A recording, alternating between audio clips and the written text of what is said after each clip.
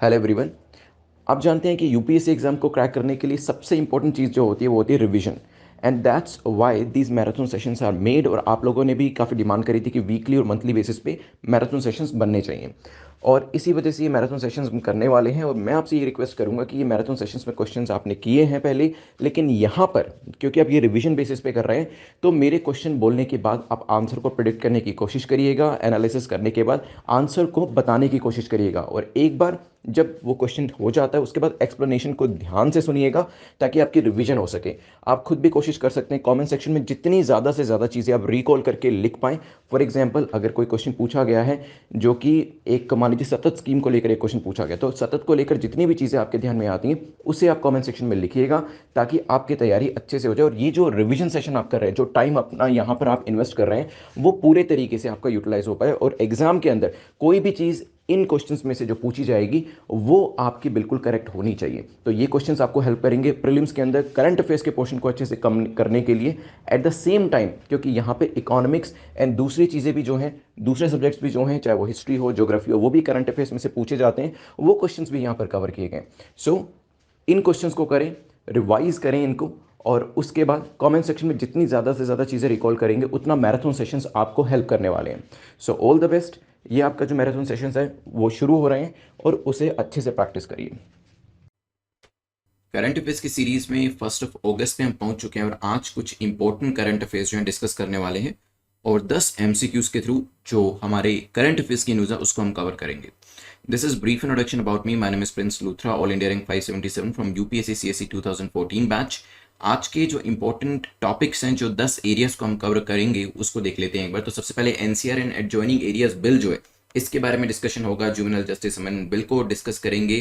Goods train एक शुरू करी गई है, इसके बारे में जानेंगे। ब्रिक्स की एक मीटिंग को लेकर डिस्कशन रहेगा। समंदर क्या है, चंद्रयान 3 कब लॉन्च किया जाना है, लूनर साउथ पोल के बारे में डिस्कशन करेंगे। DICGC को लेकर भी एक क्वेश्चन रहने वाला है। देन एक फोर्ट को लेकर डिस्कशन होगा हमारा। एंड फाइनली EOS-03 के बारे में डिस्कशन करेंगे। आज के फर्स्ट क्वेश्चन को देखते हैं। The first question talks about NCR and adjoining areas bill. Now 2021 का ये जो बिल है अभी लेकर आया गया है, इसको लेकर 3 स्टेटमेंट्स आपके सामने पूछे कि बताइए करेक्ट स्टेटमेंट आपकी कौन सी इस पे होने वाली है। पहली स्टेटमेंट कहती है कि बिल जो है that aims for constitution of a commission. इसके अंदर एक कमीशन बनाने की बात करी गई है। जब ये बिल पास होगा, एक्ट बनेगा, तो बेसिकली एक ऑर्डिनेंस जो है उसको रिप्लेस करने वाला है। That is also a possibility. Commission जो इसके अंदर बनाई जाने वाली है, अगर बनाई जाने वाली है, तो दैट में impose and collect environmental compensation from farmers जो कि स्टबल बर्निंग करते हैं। तो जो पराली जलाने वाले किसान हैं उनके ऊपर कमीशन जो है, कॉम्पनसेशन भी उनसे मांग सकते हैं कि आप एनवायरमेंट को पोल्यूट कर रहे हो तो आप यहां पर किसी ना किसी तरीके की कॉम्पनसेशन दो। यहां पे टाइम पीरियड जो है मैं आपका शुरू कर देता हूं, सोच समझ के आंसर करें।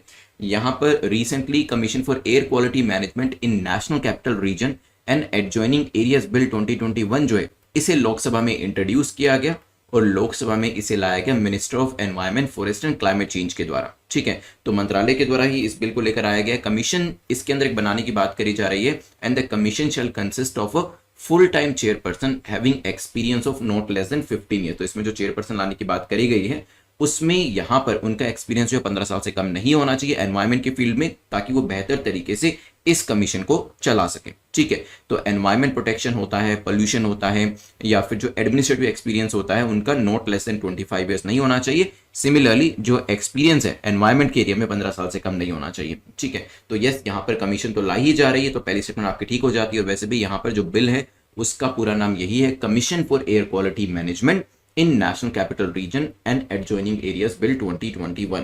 और ये जो कमीशन होगी ये किसानों को कॉम्पनसेशन देने के लिए भी कह सकती है, क्योंकि यहाँ पर बहुत बार सरकार ने, अगर आप देखेंगे दिल्ली तो काफी ज्यादा कहता रहता है इस चीज को लेकर किसानों को कि पराली मत जलाइए, स्टबल बर्निंग को रोकें, क्योंकि स्टबल बर्निंग जो है इससे बहुत ज्यादा पोल्यूशन होता है। लेकिन फार्मर्स जो है फिर भी स्टबल बर्निंग की जो प्रैक्टिस है उसको कंटिन्यू करते हैं। उनके भी अपने रीजंस हैं, क्योंकि अदरवाइज अगर स्टबल बर्निंग नहीं करी जाएगी तो दूसरा हैप्पी सीडर मशीन जो होती हैं जिसके थ्रू स्टबल को निकाला जा सकता है, वो काफी आप कह सकते हैं एक्सपेंसिव अफेयर पड़ता है फार्मर्स के लिए, किसानों के लिए। ठीक है, तो दोनों जो है गवर्नमेंट भी अपनी जगह पर ठीक है, क्योंकि वो किसानों को पोल्यूशन नहीं फैलाने के लिए कह रही हैं। जो किसान है उनके पास भी, कई लोगों के पास इतना पैसा अवेलेबल नहीं होता है कि वो स्टबल बर्निंग का जो दूसरा ऑल्टरनेटिव यहाँ पर एक आपके पास अवेल है उसको ले सके। ठीक है, तो दोनों स्टेटमेंट्स ठीक होती हैं। बीच वाली स्टेटमेंट को देखते हैं, यहाँ पर क्या ऑर्डिनेंस इसको लेकर लाया गया था? तो यस, ऑर्डिनेंस लाया जाता है जब आपके हाउसेस सेशन में नहीं होते, क्योंकि तब क्या होता है, तब आप कोई भी बिल लाएंगे तो उसको एक्ट नहीं बना पाएंगे। दैट्स वाई ऑर्डिनेंस को इशू किया जाता है, जैसे कि इसके केस में भी किया गया था। लेकिन वंस द हाउस और हाउसेज आर रिकॉन्स्टिट्यूटेड, जब हाउसेज दोबारा से पावर में आते हैं, इन द सेंस कि सेशन स्टार्ट होता है, तब वहां पर जो ऑर्डिनेंस होते हैं उसको बिल के थ्रू एक्ट बना दिया जाता है। ठीक है, मतलब ऑर्डिनेंस को हटा दिया जाता है, बिल को इंट्रोड्यूस कर दिया जाता है। तीनों स्टेटमेंट ठीक होने की वजह से आंसर हमारा क्या हो जाएगा? D will be the correct answer. ऐसा किया क्यों जा रहा है? क्योंकि आप जानते हैं दिल्ली के आसपास के रीजन, दिल्ली में खुद भी काफी पोल्यूशन रहता है, और आसपास के जो रीजन है, चाहे वो वेस्टर्न यूपी हो, हरियाणा हो, राजस्थान हो, वहां से भी काफी ज्यादा पोल्यूशन जो है स्टबल बर्निंग की वजह से आता है। और ये चीजें ज्यादा आपको सर्दियों के टाइम में, विंटर के टाइम में देखने को मिलती हैं, और इसी वजह से पहले से ही उसकी तैयारी जो है वो यहाँ पर शुरू कर दी गई है। चलते हैं नेक्स्ट टॉपिक के ऊपर, जो कि जुवेनाइल जस्टिस अमेंडमेंट बिल को लेकर है। पूछा गया है जुवेनाइल जस्टिस अमेंडमेंट बिल को लेकर जो 2021 का, इसको लेकर बताएं सही स्टेटमेंट कौन सी है। 2015 का जो ये एक्ट था, जुवेनाइल जस्टिस एक्ट, उसके हिसाब से अडॉप्शन ऑफ ए चाइल्ड, वो फाइनल जो अथॉरिटी थी उसके ऊपर डिस्ट्रिक्ट मजिस्ट्रेट को माना जाता था। ठीक है, लेकिन अभी अमेंडमेंट जो करी गई है या करी जा रही है, उसके हिसाब से फाइनल अथॉरिटी जो है वो सिविल कोर्ट को माना जाएगा। सोचिए इसके बारे में। टाइम पीरियड में आपका यहाँ पे शुरू कर देता हूं, 10 सेकंड्स का टाइम है आपके पास। क्या आंसर होगा?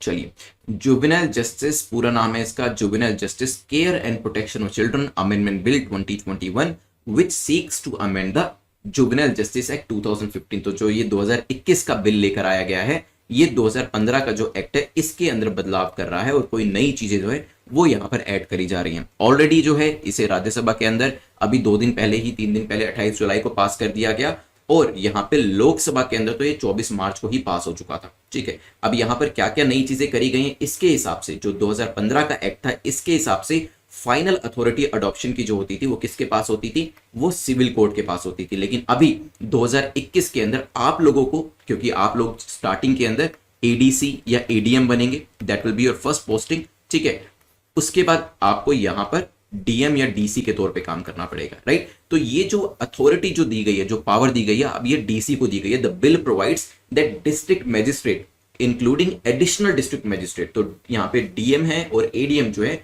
वो फाइनल अडॉप्शन ऑर्डर्स जो है वो इशू करेंगे। तो ये जो पावर है वो आप लोगों को दी गई है, तो ये चीज आपके बारे में जानना और भी जरूरी होता है। तो बिल ने किसको पावर दी है? डिस्ट्रिक्ट मजिस्ट्रेट को। 2015 में ये जो पावर थी सिविल कोर्ट्स के पास थी, तो यहाँ पे एक रिवर्सल जो है वो भी देखने को मिला है। दोनों स्टेटमेंट फिलहाल यहाँ पर इनकरेक्ट है। क्यों? क्योंकि 2015 में डीएम के पास पावर नहीं थी, डीएम को तो अभी पावर इस बिल के अंदर मेंशन करी गई है देने के लिए। 2015 में सिविल कोर्ट जो थी उसके पास फाइनल इशुएंस अथॉरिटी हुआ करती थी। तो यहां पर आंसर क्या हो जाएगा? डी, क्योंकि नन ऑफ द अबव, दोनों ही स्टेटमेंट को इंटरचेंज करके दिया गया था। चलिए चलते हैं यहां से आगे बढ़ते हुए नेक्स्ट टॉपिक को देखते हैं, which is on goods trade. अभी क्या है, एक कंट्री के साथ हमने गुड्स ट्रेड को शुरू किया है। सिंपल सा क्वेश्चन है, क्या भूटान के साथ किया है, बांग्लादेश, म्यांमार या फिर नेपाल? टाइम पीरियड शुरू कर देता हूं, जल्दी से बताएं ये ट्रेन कहां से शुरू करी गई होगी। वैसे भी इस कंट्री के साथ हम काफी ज्यादा इस तरीके के जो रेलवे इनिशिएटिव होते हैं वो लेते रहते हैं। तो ये जो ट्रेन है, हल्दीबारी से चिलाहाटी ट्रेन रूट जो है उसे ओपन अप किया गया था दिसंबर लास्ट ईयर के अंदर। ठीक है, और तभी बात करी गई थी कि एक गुड्स ट्रेन जो है आफ्टर गैप ऑफ 55 ईयर्स जो है वो यहाँ पर चलाई जाएगी। तब नरेंद्र मोदी जी जो हमारे प्राइम मिनिस्टर, उन्होंने एक वर्चुअल समिट करी थी। तो हमारे प्राइम मिनिस्टर थे और उनकी प्राइम मिनिस्टर जो मिस शेख हसीना है वो भी इसमें शामिल थी, और दोनों ने यहाँ पर इसके बारे में बात करी थी। Passenger train will also run on the same route. ये जो रूट था 1965 के अंदर जब इंडो पाकिस्तान वॉर हुआ था, बंद कर दिया गया था। अब इसे दोबारा से रिज्यूम करने के लिए दोनों प्रधानमंत्री जो है वो यहाँ पर काफी कोशिशें कर रहे हैं यहाँ पे। लेकिन फिर ये देखा गया कोविड-19 पेंडेमिक आया, फर्स्ट वेव सेकंड वेव आई, जिसकी वजह से ये जो हम शुरू करना चाह रहे थे ट्रेन वो नहीं कर पा रहे थे, और अभी इसे एट प्रेजेंट किया गया है इंडिया और बांग्लादेश के बीच में। तो आंसर क्या हो जाएगा? B will be the correct answer. At present बात करी जाए तो देयर आर 5 रेल रूट्स जो कि इंडिया को बांग्लादेश के साथ कनेक्ट करते हैं, जिसमें आपका पेट्रापोल, बेनापोल आता है। ऑलरेडी इसके बारे में हम करंट अफेयर्स में डिस्कस कर चुके हैं। दूसरा एक रूट मैं आपको बता देता हूं। So there are Petrapole to Benapole, ये आपका पहला रूट है। दूसरा रूट है गेडे टू दशाना। तीसरा रूट आपका है सिंगबद टू रोहनपुर। चौथा रूट आपका है राधिकापुर टू बिरौल, और पांचवा रूट आपका है जिसके बारे में अभी बात करी मैंने, हल्दीबारी टू चिलाहाटी। ठीक है, ये आपको रटने नहीं है, लेकिन हाँ अगर एग्जाम में पूछे जाएं तो आप रिकॉग्नाइज जरूर करके बता पाएं। ठीक है, और अगर एक दो नाम याद रह भी जाएं तो अच्छा रहेगा। कैसे? क्योंकि जब मेंस के अंदर क्वेश्चन आएगा कि बताएं इंडो बांग्लादेश रिलेशन के बारे में क्वेश्चन आ गया डायरेक्टली, तो वहां पर अगर आप ये एक दो ट्रेन रूट्स भी लिख देंगे तो वो आपके आंसर को बेहतर बना देगा। ठीक है, तो मेंस के अंदर चाहे तो एक दो रूट्स लिख सकते हैं अगर याद रह जाए तो, और अदरवाइज प्रीलिम्स के लिए रिकॉग्निशन करना काफी जरूरी है। तो यहाँ पे आंसर हमारा बी है, ध्यान रखिएगा। जो रूट्स है वैसे मैप के ऊपर भी यहाँ पर आपको दिखाई दे जाएगा। वैसे हल्दीबारी चिलाहाटी ट्रेन रूट जो है, इसे मैंने आपको बताया कि दिसंबर लास्ट ईयर ओपन अप किया गया था फॉर द ऑपरेशन, और ये 55 सालों के गैप के बाद शुरू किया गया था, क्योंकि दोनों प्रधानमंत्री जो थे उन्होंने इसमें काफी एफर्ट किए थे। ठीक है, वैसे दो रूट्स जो मैंने आपको दिखा दिए, एक तो नॉर्थ ईस्ट से हमने रूट दिया हुआ है, यहाँ पे त्रिपुरा आपको दिखाई दे रहा होगा, ये भी काफी ज्यादा न्यूज में रहता है, और अभी जो न्यूज में था वो भी मैंने आपको बता दिया, जो कि वेस्ट बंगाल में जो आपका नॉर्दर्न रीजन जो है दार्जिलिंग वाला, वहां से बनाए गए हल्दीबारी से चिलाहाटी, और नीचे देखेंगे तो ये अगरतला में आपका सबरूम और अखोरा, ये भी लास्ट ईयर काफी ज्यादा न्यूज में था। चलिए चलते हैं क्वेश्चन नंबर 4 को देखते हैं। The 6th meeting of BRICS counter terrorism working group was held virtually on 28th and 29th of July. तो अभी हमने लास्ट वीकेंड देखा ये मीटिंग करी गई थी अंडर द चेयरमैनशिप ऑफ, किसकी चेयरमैनशिप में ये मीटिंग करी गई थी? बेसिकली ब्रिक्स कंट्रीज जो है टेररिज्म को काउंटर करने की भी बात करते हैं, तो उसको लेकर यहाँ पर जिक्र किया गया था, लेकिन इसकी लीडरशिप किसके पास थी ये आपको बताना है। 10 सेकेंड्स का टाइम आपके पास है, सोचिए क्या आंसर होगा, फिर करते हैं डिस्कशन इसको लेकर। This was the 6th meeting of BRICS country, Brazil, Russia, India, China and south Africa, और यहाँ पर काउंटर टेररिज्म वर्किंग ग्रुप को लेकर मीटिंग करी गई, और ये मीटिंग करी गई under the chairmanship of India. C हमारा यहाँ पर करेक्ट आंसर हो जाएगा, ध्यान रखिएगा।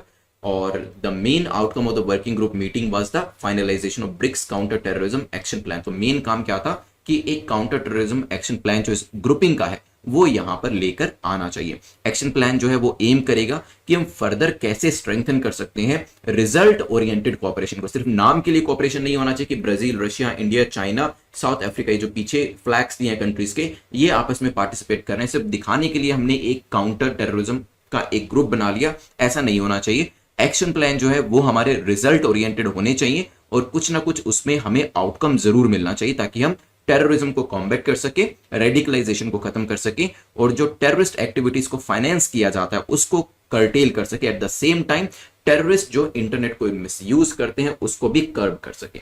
तो ये कुछ इंपॉर्टेंट चीजों के बारे में हमने डिस्कशन किया। The BRICS counter terrorism action plan, it is one of the key deliverables during India chairmanship और chairship of BRICS and will be adopted at the meeting of BRICS national security adviser, scheduled हुई है जो अगले महीने के लिए। चलते हैं यहां से आगे बढ़ते हुए क्वेश्चन नंबर 5 को देखते हैं, जो कि समंदर के बारे में पूछ रहे हैं कि बताइए इनको लेकर कौन सी स्टेटमेंट करेक्ट है। इनको थिरुगना भी कहा जाता है, हो सकता है वो वैष्णव पोएट थे और तमिलनाडु में रहते थे, हो सकता है he was a contemporary of अपार, अनदर शैवा पोएट सेंट। तो एक और दूसरे पोएट थे जिनका नाम अपार था, उन्हीं के कंटेम्पररी थे, मतलब उन्हीं के टाइम से जो समंदर हैं वो आते हैं।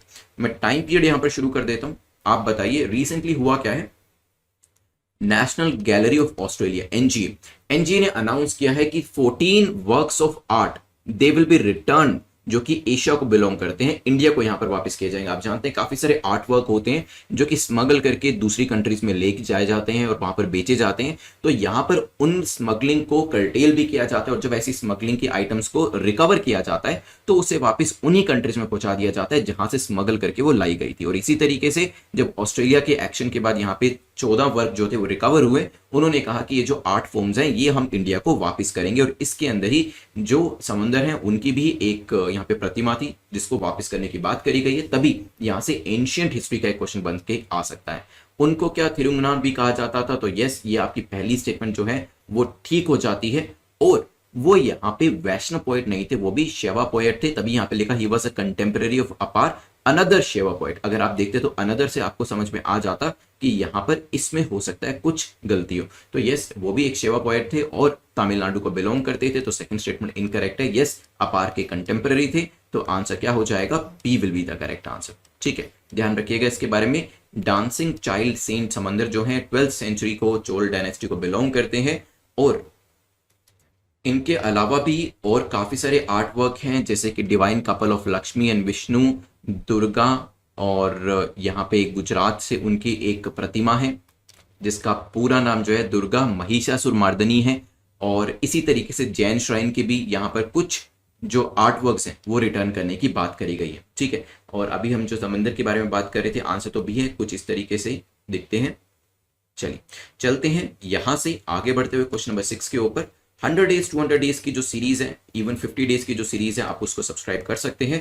They will help you a lot in cracking this examination, क्योंकि डे बाय डे आप तैयारी कर सकते हैं इसके अंदर, और चाहे तो सीरीज बाय सीरीज भी तैयारी कर सकते हैं। 2021 के लिए तैयारी कर रहे हैं तो डे बाय सीरीज जो है वो आपको काफी हेल्प करेगी, because exam is near by, और इन दिनों को आप और भी प्रोडक्टिवली यूज कर पाएंगे। अगर नेक्स्ट ईयर के लिए तैयारी कर रहे हैं then you have the time, और मैं यही कहूंगा कि उसकी तैयारी अभी से ही शुरू कर दीजिए। और मिशन यूपीएससी 2022 जो है वो आपको इस तैयारी को करने में हेल्प करेगा, बिकॉज यहां पर आप क्या कर सकते हैं, एनसीईआरटी से लेकर फाउंडेशन जो है आपकी वो क्रिएट हो जाती है। उसके बाद स्टैंडर्डाइज बुक्स जो है उसके कंसर्निंग आपको लेक्चर मिलते हैं। तो यहाँ पे पहले जो लेक्चर्स आपको मिलेंगे एनसीईआरटी बेस मिलेंगे, ताकि एक फाउंडेशन क्रिएट हो जाए, और उसके बाद फिर आपको स्पेसिफिक जो बुक्स होती है वहां से लेक्चर्स बना के मिलेंगे, ताकि फिर उस फाउंडेशन के ऊपर आप अपनी बिल्डिंग को खड़ा कर सके। दो तरीके के लेक्चर्स रहेंगे, एक जैसे क्लास लेक्चर होते हैं जिसमें चीजों को एक्सप्लेन किया जाता है, दूसरी तरीके के लेक्चर जिसमें हम आपस में बैठ के एमसीक्यूज को सोल्व करने वाले हैं, मतलब वीडियोस के थ्रू हैं एमसीक्यूज को हम सोल्व करेंगे, जैसे कि आप इस लेक्चर के अंदर कर रहे हैं। So this series will help you in cracking this examination, क्योंकि ये आपकी मेंस को भी कवर करती है, प्रीलिम्स को भी कवर करती है। So all in one series को आप 2022 के लिए अगर तैयारी करें या फिर 2023 के लिए तो सब्सक्राइब कर सकते हैं। चलते हैं नेक्स्ट क्वेश्चन के ऊपर। क्वेश्चन नंबर 6 जो बात करता है, when are we planning to send Chandrayaan 3। Chandrayaan 3 को हम कब भेजने की बात कर रहे हैं, कब सोच रहे हैं कि हम चंद्रयान 3 को भेजेंगे। ये चीज मैंने आपको वैसे 2 दिन पहले भी ब्रीफली बताई थी। ISRO is likely to launch India का जो तीसरा लूनर मिशन है, लूनर मिशन मतलब जो कि मून पे भेजा जाएगा।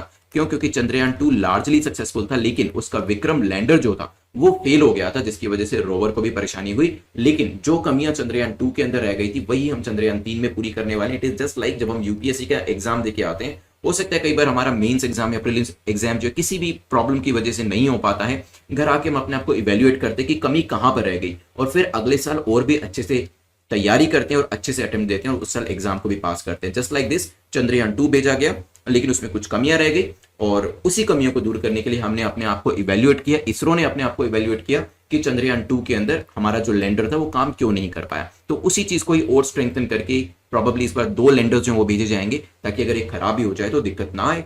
चंद्रयान 3 जो है 2022 के अंदर कह रहे हैं कि इसे भेजा जाएगा। तो आंसर क्या हो जाएगा? बी। पहले इसे 2020 में भेजा जाना था, फिर कोरोना की वजह से 21 किया गया, और अभी इसे 2022 कर दिया गया। चलिए चलते हैं यहाँ पे चंद्रयान 3 के बारे में ध्यान रखिएगा। वैसे यहाँ पे लिखा भी हुआ है Chandrayaan 3 is a lander and rover specific mission.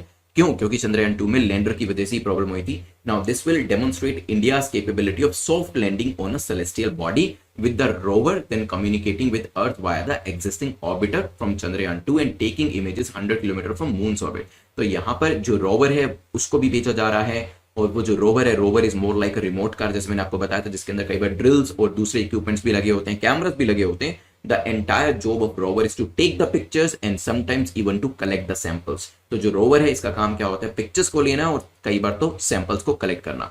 So Chandrayaan 3 is a lander and rover specific mission which will demonstrate India's capability of soft landing।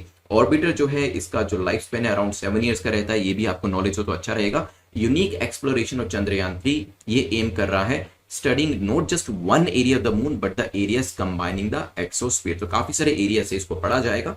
Let's see जब मिशन को भेजा जाएगा और भी ज्यादा चीजें इसके बारे में जानने को मिलेंगी। चलते हैं 7 क्वेश्चन के ऊपर, जो कि लूनर के साउथ पोल को लेकर है। पूछा गया लूनर साउथ पोल को लेकर बताइए करेक्ट स्टेटमेंट आपकी कौन सी है। ये जो है it remains in light more usual than the north pole. North pole तो फिर भी अंधेरे में रहता है, लेकिन ये जो साउथ पोल है ज्यादातर रोशनी में रहता है। पॉसिबिलिटी पानी की यहाँ पर काफी कम है, एंड यहाँ पर क्रेटर्स जो होते हैं वो भी अवेलेबल नहीं है। तो जल्दी से बताएं, यहाँ पर टाइम पीरियड आपका शुरू हो चुका है, फिर डिस्कस करेंगे। Why lunar south pole of the moon is targeted for exploration. जो टारगेट किया जा रहा है लूनर का मतलब मून का साउथ पोल को किया जा रहा है। और अगर आप देखें जब ये मून को देखते हैं तो मून पे हमें वैसे ही क्रेटर्स जो है वो जो धब्बे होते हैं वो दिखाई देते हैं, ठीक है। सो लाइट के अंदर अगर ये होता, ठीक है, तो यहाँ पर क्रेटर्स तो हमें दिखाई देते ही हैं। तो ये जो दोनों चीजें हैं, क्योंकि जब हम मून की तरफ देखते हैं तो हमें क्रेटर्स जो हैं वो किसी न किसी तरीके के जो स्पॉट्स होते हैं उसके रूप में दिखाई देते हैं। यहां पर ये कहा जा रहा है कि ये लाइट में रहता है ज्यादातर और इस पे क्रेटर्स नहीं है। ऐसा कैसे हो सकता है? या तो ये लाइट में नहीं रहता, ठीक है, ये होगा, ये चीज हो सकती है, या फिर इसमें ऐसा है कि क्योंकि लाइट में होता तो क्रेटर्स तो होते क्योंकि वो हमें दिखाई देता है। तो फर्स्ट और थर्ड स्टेटमेंट जो है आपस में कॉन्फ्लिक्ट करे, ये चीज ध्यान रखिएगा। वैसे मैं साउथ पोल को बताऊं तो जब भी हम मून को देखते हैं तो मून पे हमें नॉर्थ पोल जो है वो ज्यादा दिखाई देता है, ठीक है। Lunar south pole is specially interesting क्योंकि लूनर का सरफेस एरिया जो है ये ज्यादातर शेडो में रहता है, ठीक है। Now it remains in shadow in much larger than that of the north pole. North pole भी शेडो में होता है लेकिन नॉर्थ पोल ज्यादातर लाइट में होता है, लेकिन ये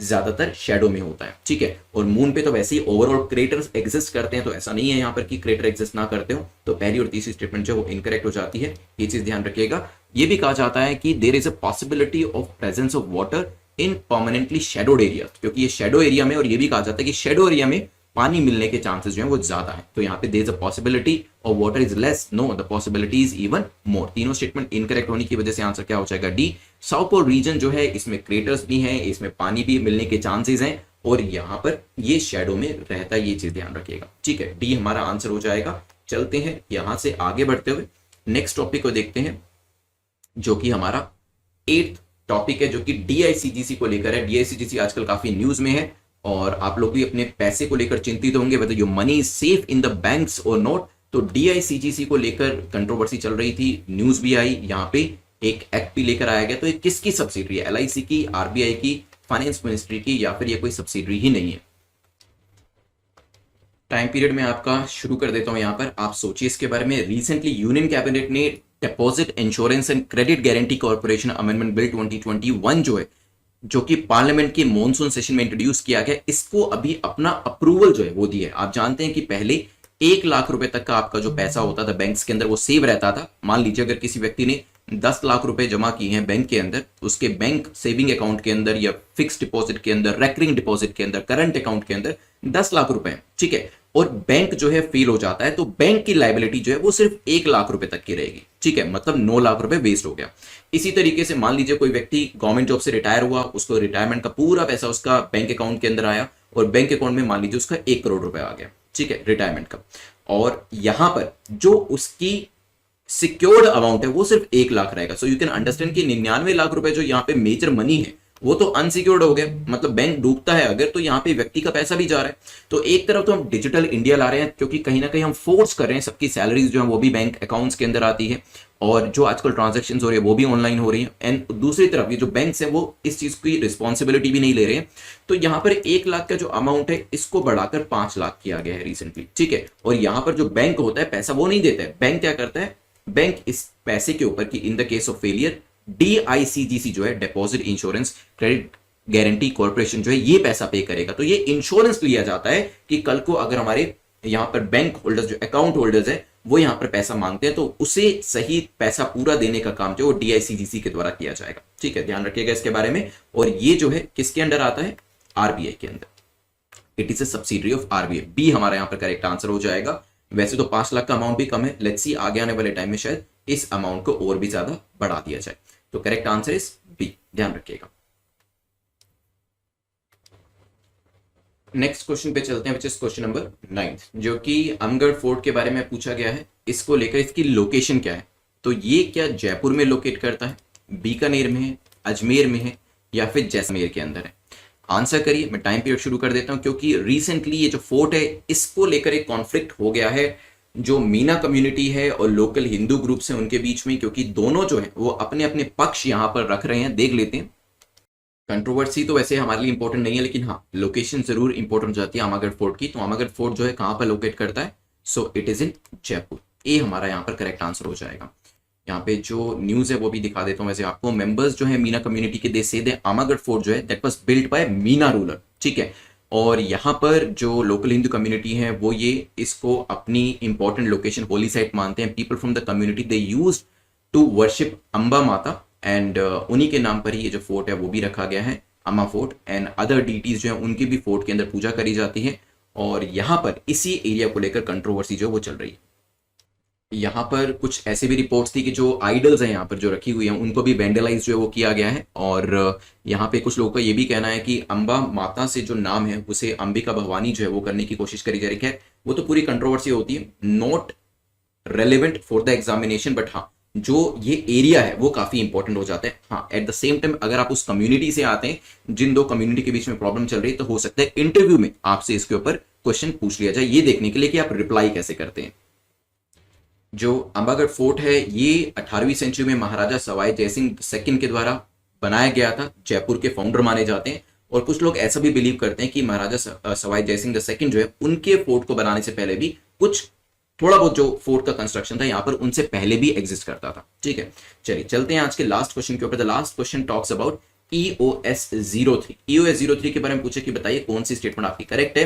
EOS 03 जो है it is capable of imaging the whole country 4 to 5 times daily. पूरी कंट्री की 4 से 5 बार इमेजेस जो है ये आपका EOS 03 जो है ले सकता है। It would enable near real time monitoring जो है नेचुरल डिजास्टर्स की, साइक्लोन्स की करी जा सकती है। और इसके साथ साथ ये क्या करेगा, water bodies, crops, vegetation, forest cover की भी यहां पर क्या कर सकता है, मॉनिटरिंग कर सकता है। टाइम पीरियड शुरू कर देता हूं। कॉमन सेंसिकल क्वेश्चन है, रिलेशंस काफी ज्यादा है स्टेटमेंट्स के बीच में, आंसर करना थोड़ा सा इजी हो सकता है। Union minister of science and technology ने इन्फॉर्म किया अभी राज्यसभा को दैट जियो इमेजिंग सैटेलाइट, क्या है, जियो इमेजिंग सैटेलाइट EOS 03 जो है now it is scheduled to launch in the 3rd quarter. तो यहाँ पे 4 क्वार्टर्स हैं, जनवरी, फरवरी, मार्च, अप्रैल, मई, जून, जुलाई, अगस्त, सितंबर, ये हमारा 3rd क्वार्टर है। इसके बाद तो अक्टूबर, नवंबर, दिसंबर 4th क्वार्टर हो जाएगा। ये तीसरे क्वार्टर में यहां पर कहा गया minister of science and technology ने कि तीसरे क्वार्टर 2021 इसी साल के जो अभी महीने चल रहे हैं, मतलब अगस्त और सितंबर के अंदर ही हम क्या करेंगे, इसको लॉन्च करेंगे। किसको, EOS 03 को, जो कि क्या कर सकता है, पूरी कंट्री को 4 से 5 बार पिक्चर इमेजिंग कर सकता है, साथ ही साथ नियर रियल टाइम मॉनिटरिंग कर सकता है, और जो आपके क्रॉप्स हैं, वेजिटेशन है, वाटर बॉडीज हैं, इनको भी यहां पर मॉनिटर कर सकता है। तीनों स्टेटमेंट्स ठीक होने की वजह से आंसर क्या हो जाएगा आपका, D will be the correct answer, ध्यान रखिएगा। ठीक है, करंट अफेयर्स की सीरीज में 3rd अगस्त पर हम पहुंच चुके हैं और आज कुछ इंपॉर्टेंट करंट अफेयर्स जो है वो डिस्कस करने वाले हैं MCQ के थ्रू। फर्स्ट क्वेश्चन आज हमारा जो है ई रूपी को लेकर है। पूछा गया ई रूपी को लेकर बताएं कौन सी स्टेटमेंट आपकी करेक्ट है, कौन सा कथन आपका यहां पर सही है।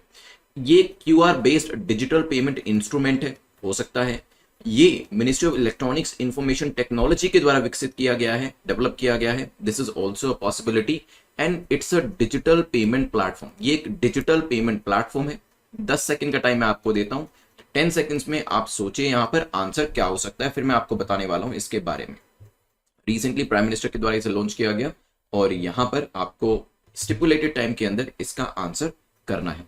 सबसे पहले तो ये जाने, it's a cashless and contactless instrument for digital payment. Digital payment के लिए ये कॉन्टैक्टलेस कैशलेस पेमेंट का मैकेनिज्म है जिसमें QR कोड और SMS स्ट्रिंग बेस्ड ई वाउचर्स जो होते हैं वो दिए जाते हैं और जो बेनिफिशियरीज होते हैं उनके मोबाइल के ऊपर ये डिलीवर किए जाते हैं। यूजर जो होते हैं इसमें वन टाइम पेमेंट मैकेनिज्म जो है उसको यहाँ पर रिडीम करा सकते हैं। जैसे हमने वैसे वाउचर्स देखे होंगे, पेटीएम भी वाउचर्स देता है, आपके गूगल पेमेंट के ऊपर भी आपको वाउचर्स मिलते हैं, ऐसे Amazon भी वाउचर्स अपने देता है। सो इस तरीके के वाउचर्स जो होते हैं विदाउट एनी कार्ड यहाँ पर दिए जाते हैं बेनिफिशियरीज को। तो डिजिटल पेमेंट एप्लीकेशन से कंसर्निंग यहां पर इस तरीके के वाउचर्स डिस्ट्रीब्यूट किए जाते हैं इस ई-रूपी के अंदर।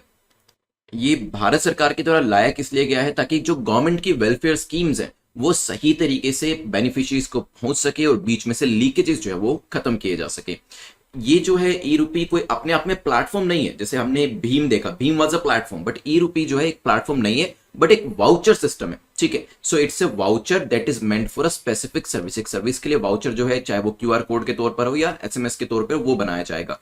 Even if one does not have a bank account नहीं भी है, डिजिटल पेमेंट ऐप नहीं भी है और स्मार्टफोन नहीं भी है, तो भी आप इसका फायदा, इन वाउचर्स का जो फायदा है वो यहां पर उठा सकते हैं। तो आंसर क्या हो जाएगा यहां पर, क्या ये QR based digital payment instrument system है? बिल्कुल ठीक है। क्या मीटी के द्वारा डेवलप किया गया? तो ये national payment corporation of India के द्वारा, जिसने भीम एप्लीकेशन बनाई थी, उसके द्वारा डेवलप किया गया, मीटी के द्वारा नहीं। एंड ये कोई डिजिटल पेमेंट प्लेटफॉर्म नहीं है, ये प्लेटफॉर्म नहीं है, it's a digital payment system. System आप कह सकते हैं, प्लेटफॉर्म नहीं कह सकते।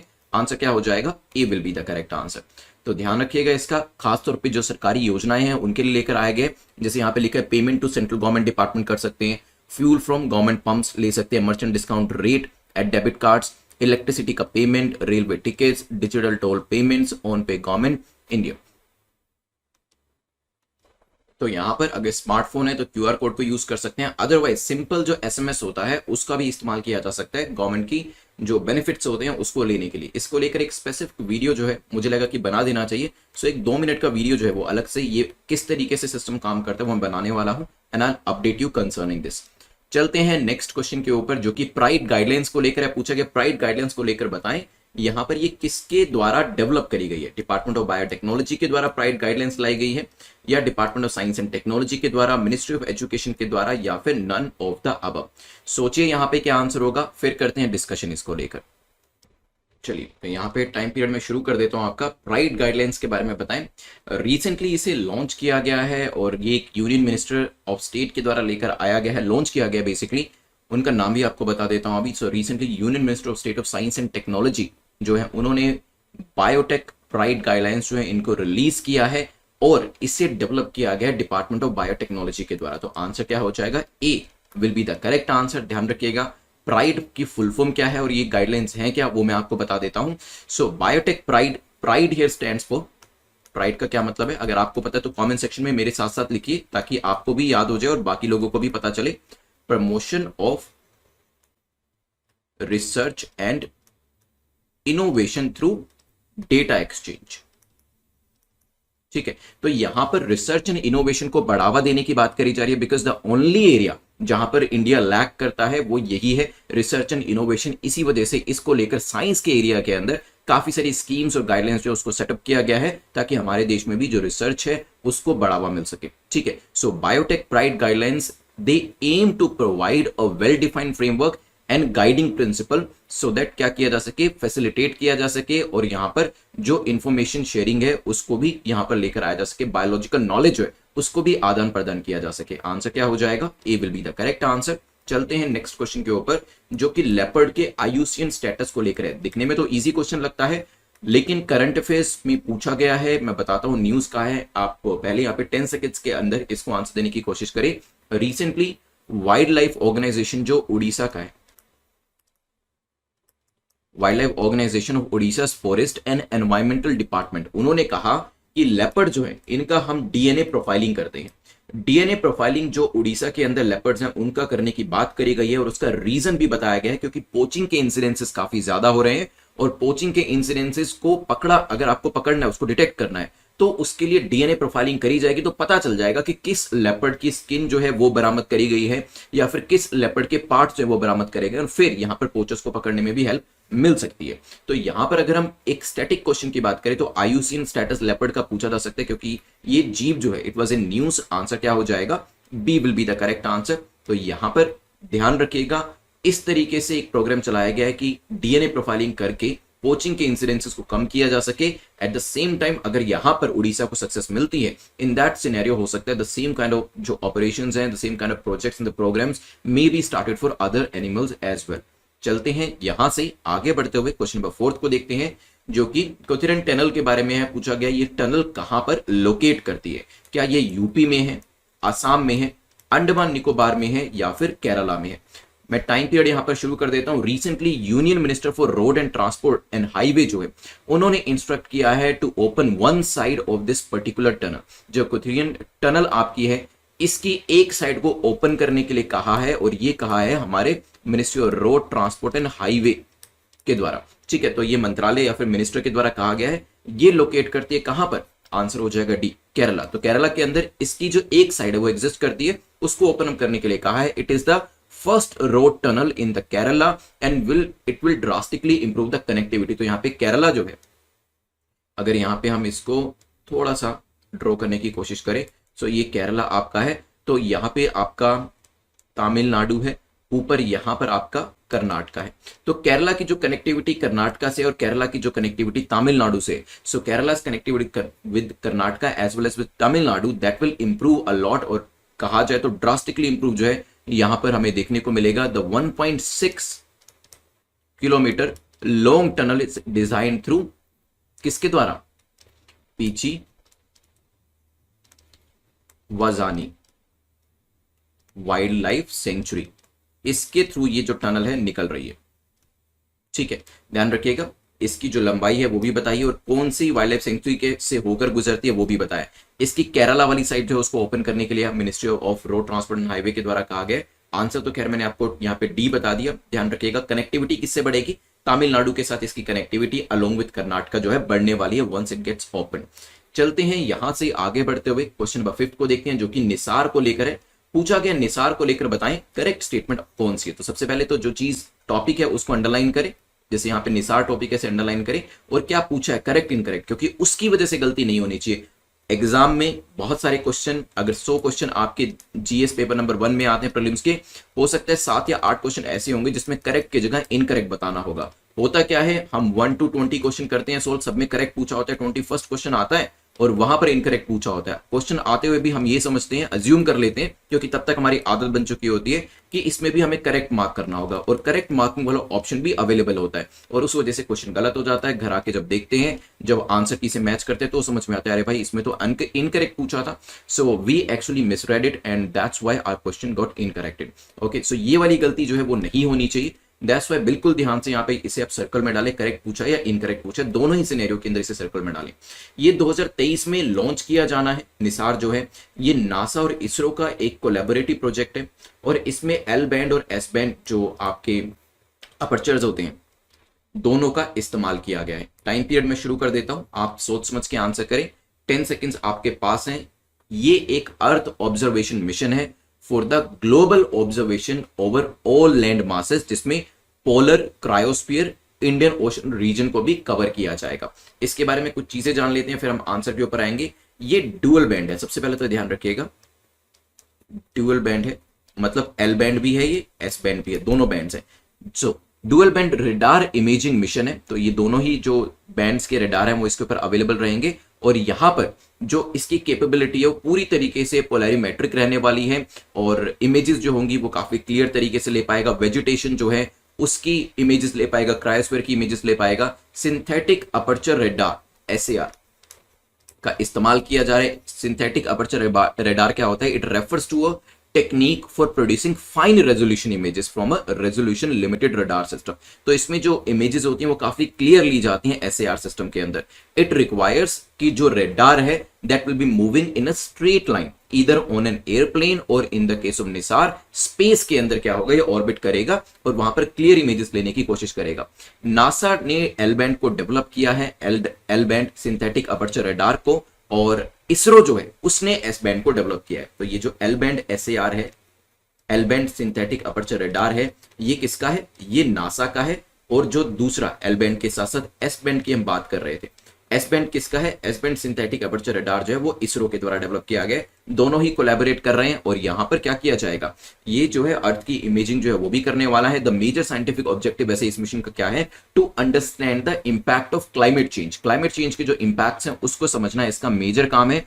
अर्थ का जो चेंजिंग इकोसिस्टम है उसको समझना, लैंड को समझना, कोस्टल प्रोसेसेस को समझना, लैंड डिफॉर्मेशन को और क्रायोस्फीयर को समझना, इसका मेजर ऑब्जेक्टिव है। ठीक है, ध्यान रखिएगा, ये कुछ इंपॉर्टेंट चीजें हमने पढ़ी। आते हैं क्वेश्चन के ऊपर वापस। क्या ये नासा और इसरो का प्रोजेक्ट है? बिल्कुल ठीक है, 2023 में भेजा जाना है, और एल बैंड एस बैंड दोनों का इस्तेमाल है। एल बैंड किसका है, नासा का, और एस बैंड किसका है, इसरो का। आंसर क्या हो जाएगा, T will be the correct answer. चलिए चलते हैं क्वेश्चन नंबर 6 के ऊपर। उससे पहले जो 50 डेज और 100 डेज की सीरीज है, अब आपका एग्जाम जो है 2021 का, इसके लिए आप सब्सक्राइब कर सकते हैं। The prices are least at the moment, सबसे कम जो प्राइजेस है वो यहाँ पर किए हुए हैं। तो यहाँ पर आपको मिनिमम पॉसिबल टाइम में तैयारी करने का मौका मिल रहा है। सो 50 डेज के अंदर आप क्या कर सकते हैं, अपने स्टैटिक पोर्शन के जो मोस्ट इंपॉर्टेंट एरियाज है उसे कवर कर सकते हैं। 100 डेज के अंदर ऑफकोर्स आपको वैल्यू एडेड मटेरियल मिल जाएगा, और 200 डेज के अंदर आपको यहां पर आंसर राइटिंग की जो प्रैक्टिस है उसका मौका भी मिल जाता है। सो बेसिकली यहां पर 3 तरीके की सीरीज हैं, डिपेंड करता है कि आपके पास टाइम कितना है। अगर आप ज्यादा टाइम दे सकते हैं, थोड़ा सा दिन में 2 से 2.5 घंटे, तो 200 डेज की सीरीज के लिए जा सकते हैं। कम टाइम दे सकते हैं तो 100 और 50 डेज की सीरीज के लिए चले जाइएगा। 2021 के एग्जाम के लिए आपकी जो तैयारी वो काफी बेहतर तरीके से हो जाएगी। अगर आप नेक्स्ट ईयर के लिए तैयारी करना चाहते हैं, then you can go for mission UPSC 2022। आप में से कुछ लोगों ने पूछा कि इन सीरीज के अंदर क्या कवर किया हुआ है, तो इन सीरीज के अंदर जो जो चीजें यहाँ पर लिखी गई हैं, यहाँ पे एनसीईआरटी जो है उसको कवर किया गया है, स्टैंडर्ड बुक्स के इंपॉर्टेंट मटेरियल को कवर किया गया है, ताकि डे बाय डे बेसिस पे, जैसे 50 दिन की सीरीज जो आपकी है, इसमें क्या होगा, 1 बाय 1 डे बाय डे आप अपने असाइनमेंट को ओपन करेंगे, वहां पर आपको वीडियोस दिखाई देंगे जिसमें क्लास वीडियोस भी होने वाले हैं, और एमसीक्यू वीडियोस भी होने वाले, ताकि दोनों चीजों की तैयारी, आपका कॉन्सेप्ट क्लैरिटी तो क्लास वीडियो से हो जाएगी, लेकिन आपकी असेसमेंट जो है वो एमसीक्यू वीडियो से होगी। तो दोनों तरीके के वीडियोस आपको यहां पर मिलेंगे ताकि आप एक ओवरऑल अपनी तैयारी जो है कर सके। 100 डेज में डेफिनेटली ट्वाइस द मटेरियल जो आपका 50 डेज में अवेलेबल है, वैल्यू एडेड मटेरियल भी इसमें अवेलेबल है। उसी तरीके से नंबर ऑफ डेज पढ़ते हैं तो आपकी जो मटेरियल है वो उस तरीके से इंक्रीज होता जाता है, और जो उसमें फंक्शनैलिटीज है और उसका जो वैलिडिटी है वो भी इंक्रीज होती जाती है। तो इन सीरीज को आप नेटमॉक और exam.netmok.com पर जाकर चेकआउट कर सकते हैं। चलते हैं नेक्स्ट क्वेश्चन के ऊपर, विच इज क्वेश्चन नंबर 6, जो कि स्काई ग्लो को लेकर है। पूछा गया स्काई ग्लो के रीजंस क्या होते हैं, क्या कारण होते हैं स्काई ग्लो के। क्या अर्बनाइजेशन इसका एक कारण है, क्या स्ट्रीट लाइट इसका एक कारण है, क्या सिक्योरिटी फ्लड लाइट इसका एक कारण है। मैं टाइम पीरियड यहां पर शुरू कर देता हूं, आप सोचिए इसके बारे में, फिर करते हैं डिस्कशन। रिसेंटली एक स्टडी हुई थी, उसके बारे में भी बताऊंगा जहां पर स्काई ग्लो के बारे में मेंशन किया गया था।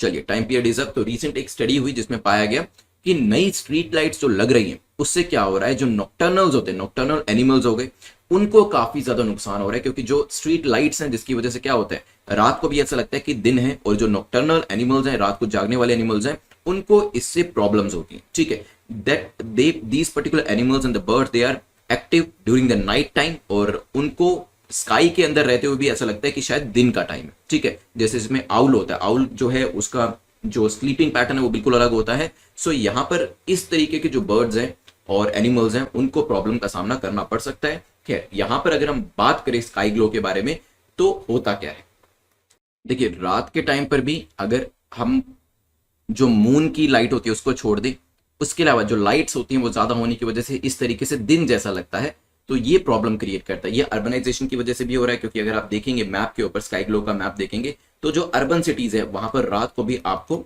स्पेस से जो पिक्चर्स ली जाती हैं, लाइट काफी ज्यादा दिखाई देती है। स्ट्रीट लाइट्स भी वहीं पे ज्यादा होती है, और सिक्योरिटी फ्लड लाइट का इस्तेमाल भी वहीं पे ज्यादा किया जाता है। तो आंसर क्या हो जाएगा, D will be the correct answer, क्योंकि ये तीनों ही जो है रात के टाइम में यूज करी जाती है, और जो है स्काई ग्लो को कहीं ना कहीं कॉन्ट्रीब्यूट करती है, और जो आपका लाइट पोल्यूशन होता है उसको कहीं ना कहीं कंट्रीब्यूट करती हैं। चलिए यहां से आगे बढ़ते हुए चलते हैं नेक्स्ट टॉपिक के ऊपर, जो कि अश्वगंधा को लेकर है। दो स्टेटमेंट्स यहां पर दी, आपसे पूछे बताइए अश्वगंधा के बारे में कौन सी स्टेटमेंट आपकी सही है। ठीक है, पहली स्टेटमेंट जो है वो कहती है it is also known as Himalayan winter cherry, इसे हिमालयन विंटर चेरी भी कहा जाता है, हो सकता है।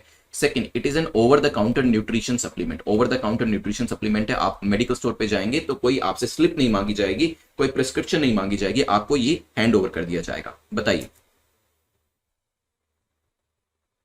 चलिए, अश्वगंधा जिसको विथेनिया सोमनीफेरा भी कहा जाता है, लिख देता हूं एक बार,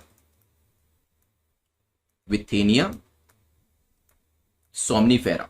ठीक है, it is commonly known as Indian winter cherry, not as the Himalayan winter cherry, इसे इंडियन विंटर चेरी कहा जाता है, ध्यान रखिएगा। It is a traditional Indian herb that boost energy, reduce stress and makes the immune system stronger. तो ये हमारे immune system को इंप्रूव करने के लिए जानी जाती है, स्ट्रेस को कम करने के लिए और एनर्जी को बूस्ट करने के लिए जानी जाती है। तो पहली जो स्टेटमेंट है वो इनकरेक्ट हो जाती है। सेकंड स्टेटमेंट जो है यस न्यूट्रिशन सप्लीमेंट है, आप चाहें तो इसे ऑनलाइन भी परचेज कर सकते हैं, कोई प्रिस्क्रिप्शन जो है इसके लिए नहीं मांगी जाती। अभी रिसेंटली न्यूज में क्या होती है, क्योंकि इंडिया और यूके जो है क्लिनिकल ट्रायल्स जो हैं अश्वगंधा को लेकर कर रहे हैं, क्योंकि दोनों कंट्रीज को लगता है कि कोविड-19 में रिकवरी के लिए ये जो है काफी ज्यादा हेल्प कर सकती है। तो आंसर क्या हो जाएगा यहां पर, D will be the correct answer, क्योंकि सेकंड स्टेटमेंट आपकी ठीक है। अश्वगंधा आपको लेकर इम्यूनिटी को बूस्ट करता है और blood pressure, blood sugar level को मेंटेन करता है, बोन हेल्थ के लिए भी रिस्पॉन्सिबल है, कैंसर को फाइट करने के लिए भी जाना जाता है, थायराइड फंक्शन को इंप्रूव करता है, और यहाँ पे मसल स्ट्रेंथ को इंप्रूव करता है, और यहाँ पे कोर्टिसोल लेवल जो है उसको कम करता है, एंजाइटी एंड स्ट्रेस को भी कम करता है। चलते हैं क्वेश्चन नंबर 8 के ऊपर। क्वेश्चन नंबर 8 जो है पोल्ट्री सेक्टर को लेकर पूछा गया कि बताएं पोल्ट्री सेक्टर को लेकर कौन सी स्टेटमेंट आपकी करेक्ट है। पहली स्टेटमेंट कहती है Andhra Pradesh, Tamil Nadu and Maharashtra are the top egg producers in the country. तो यहाँ पे तीन कंट्रीज के नाम दिए हैं, तीन स्टेट्स के नाम दिए हैं। यहाँ पर हमारी कंट्री के अंदर महाराष्ट्र की बात करें या फिर तमिलनाडु या आंध्र प्रदेश की बात करें, सबसे ज्यादा एग यहीं पे प्रोड्यूस किए जाते हैं, हो सकता है। Largest producer of meat in the country UP को माना जाता है, 23% मीट जो है यहां पर प्रोड्यूस किया जाता है, फॉलोड बाय वेस्ट बंगाल। सोचिए क्या आंसर होगा, फिर करते हैं डिस्कशन। टाइम पीरियड में आपका शुरू कर देता हूं, 10 सेकंड्स आपके पास हैं, सोचिए इसके बारे में, फिर करते हैं डिस्कशन। कहां पर एग प्रोडक्शन ज्यादा होता है, क्योंकि अभी रिसेंटली भी एक सर्वे किया गया था जिसमें एग्रीकल्चर एक्सपोर्ट के अंदर इंडिया जो है टॉप 10 कंट्रीज के अंदर आया था। तो क्या चीज हम ज्यादा प्रोड्यूस करते हैं, क्या एक्सपोर्ट करते हैं, बेसिक जानकारी इसके बारे में होना जरूरी है। यहां पर पहली स्टेटमेंट के ऊपर अगर आप जाएंगे तो यस, आंध्र प्रदेश, तमिलनाडु, महाराष्ट्र जो है टॉप एग प्रोड्यूसर हैं राज्यों के अंदर, हमारी कंट्री के अंदर। पहली स्टेटमेंट ठीक हो जाती है। अगर हम सेकंड स्टेटमेंट की बात करें, largest producer of meat in the country is UP, जो कि 23% ऑफ टोटल मीट को प्रोड्यूस करता है देश के अंदर, फॉलोड बाय वेस्ट बंगाल जहां पर 12% मीट को प्रोड्यूस किया जाता है। Andhra Pradesh is the third largest producer जहां पर 7% मीट को प्रोड्यूस किया जाता है। तो दोनों स्टेटमेंट यहां पर ठीक होने की वजह से आंसर क्या हो जाएगा, C will be the correct answer. कई बार इस तरीके के जो बेसिक क्वेश्चंस होते हैं वो भी आपके एग्जाम में पूछ लिए जाते हैं ताकि कौन सा स्टेट टॉप पोजीशन पे उसके बारे में जानकारी आपको हो। चलिए नेक्स्ट क्वेश्चन हमारा क्वेश्चन नंबर 9 आता है, जो कि table top war gaming exercise को लेकर पूछ रहा है कि बताएं कौन सी स्टेटमेंट आपकी करेक्ट है, कौन सा कथन आपका सही है। It was held to fine tune the model of integrated theatre commands. Integrated theatre command को फाइन ट्यून करने के लिए इस एक्सरसाइज को किया जाता है। क्वाड कंट्रीज जो आपकी है, यूएसए, जापान जो है, वो भी इसके अंदर पार्टिसिपेट करती हैं। 10 सेकंड्स में आपके शुरू कर देता हूं। यहाँ पर 1 2 3 4 या एबीसीडी में आंसर करिएगा, फिर डिस्कस करेंगे इसके बारे में। टेबल टॉप एक्सरसाइज दोबारा से न्यूज में थी, तभी यहां पर क्वेश्चन बनाया गया। As part of the process of evolving consensus among the three service on the reorganisation of the forces into an integrated tri service theatre commands. यहां पर तीनों सर्विसेज को फाइन ट्यून करने के लिए, तीनों सर्विसेज को इंश्योर करने के लिए सही तरीके से काम कर पाएंगे अगर किसी भी तरीके का अटैक होता है, तो टेबल टॉप एक्सरसाइज करी जाती है जिसमें आर्मी, नेवी, एयरफोर्स मिलकर काम करती है। इसी वजह से क्वाड का कोई लेना देना इसमें नहीं है, because it is an integrated internal exercise. ठीक है, इंटीग्रेटेड थिएटर कमांड एक्सरसाइज है जिसके अंदर क्वाड जो है वो शामिल नहीं है। It is Indian level exercise. तो आंसर क्या हो जाएगा, A will be the correct answer. चलते हैं यहां से आगे बढ़ते हुए नेक्स्ट क्वेश्चन और आज के लास्ट क्वेश्चन को देखते हैं, जो कि क्वेश्चन नंबर 10 है। क्वेश्चन नंबर 10 पूछता है सीजीए। अभी रिसेंटली मिस्टर दीपक दास जो है उन्होंने 25th controller general of account का जो कार्यभार है उसे संभाला है। So he took over the charge on August 1, 2021। तो आपको बताना है सीजीए किसके अंतर्गत आते हैं, क्या ये फाइनेंस मिनिस्ट्री के अंतर्गत है, वित्त मंत्रालय के अंतर्गत, सीएजी, या फिर डायरेक्टली प्राइम मिनिस्टर को रिपोर्टिंग करते हैं, या फिर नन ऑफ द अबव। बताइए। प्रिंसिपल अकाउंटिंग एडवाइजर होते हैं गवर्नमेंट ऑफ इंडिया के, and he is responsible for establishing and maintaining a technically sound management accounting system. तो यहां पर भारत सरकार के प्रिंसिपल अकाउंटिंग एडवाइजर होने के साथ साथ जो technical and sound management accounting system को मैनेज करना या फिर मेंटेन करना, वो भी इनकी रिस्पॉन्सिबिलिटी रहती है। दे कम अंडर फाइनेंस मिनिस्ट्री। ए यहां पर करेक्ट आंसर हो जाएगा। डिपार्टमेंट ऑफ एक्सपेंडिचर के अंतर्गत आते हैं, जो कि वित्त मंत्रालय के अंतर्गत है, that is under ministry of finance. ध्यान रखिएगा, आंसर क्या हो जाएगा, A will be the correct answer. चलिए, करंट अफेयर्स की सीरीज में 4 अगस्त पे हम पहुंच चुके हैं और आज के इंपॉर्टेंट करंट अफेयर्स जो हैं उसे डिस्कस करने वाले हैं, और डिस्कशन जो होगा वो हमारा एमसीक्यू के थ्रू होने वाला है। आज के जो 10 एरियाज हैं, जो 10 टॉपिक्स हैं, उसको देख लेते हैं। शुरुआत करते हैं। तो यहाँ पर पहला क्वेश्चन जो हमारा है मैप बेस्ड क्वेश्चन रहने वाला है। पैंगोंग सो लेक के बारे में डिस्कशन करेंगे। देन हल्दीबारी चिलाहाती रेल लिंक को डिस्कस करते हुए हम हंगर हॉटस्पॉट रिपोर्ट के बारे में जानेंगे। एफएसएसएआई एआईसीटीई को लेकर भी एक क्वेश्चन डिस्कस करने वाले हैं। म्यांमार के बॉर्डर को लेकर एक क्वेश्चन रहेगा। SIM binding safety feature and YONO के बारे में डिस्कशन करेंगे, और फाइनली इको टूरिज्म जो है इसके बारे में डिस्कशन करने वाले हैं। चलते हैं आज के पहले क्वेश्चन के ऊपर, जो कि मैप बेस्ड क्वेश्चन है। आपको पूछा है put the following from north to south. North to south आपको लगाना है। तो जैसे अगर मैप की बात करें तो this is east, west, north, south, मतलब ऊपर से नीचे आपको लगाना है। Hot spring, Y junction, finger four, ये 3 लोकेशन आपको दे रखी है, और ये जो तीनों लोकेशन है काफी ज्यादा न्यूज में रहती है, बिकॉज इंडिया और चाइना के बीच में वेरियस स्कर्मिशेस जो होती हैं वो चलती रहती हैं।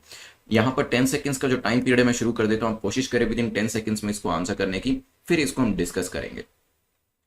वैसे रिसेंटली हुआ क्या है, recently during the 12th round of discussion between senior military commander from the Indian side as well as from the Chinese side, ये दोनों मिलते रहते हैं ताकि जो स्टैंड ऑफ है ईस्टर्न लद्दाख के ऊपर उसे रिजोल्व किया जा सके। आप सुनते होंगे ऑलमोस्ट मंथली बेसिस पे हॉट स्प्रिंग के बारे में, पैंगोंग सो लेक के बारे में, और दौलत बेग ओल्डी पॉइंट जो है उसके बारे में, क्योंकि ये ऐसे रीजन्स हैं जहां पर दोनों फोर्सेस के बीच में प्रॉब्लम्स चलती रहती हैं।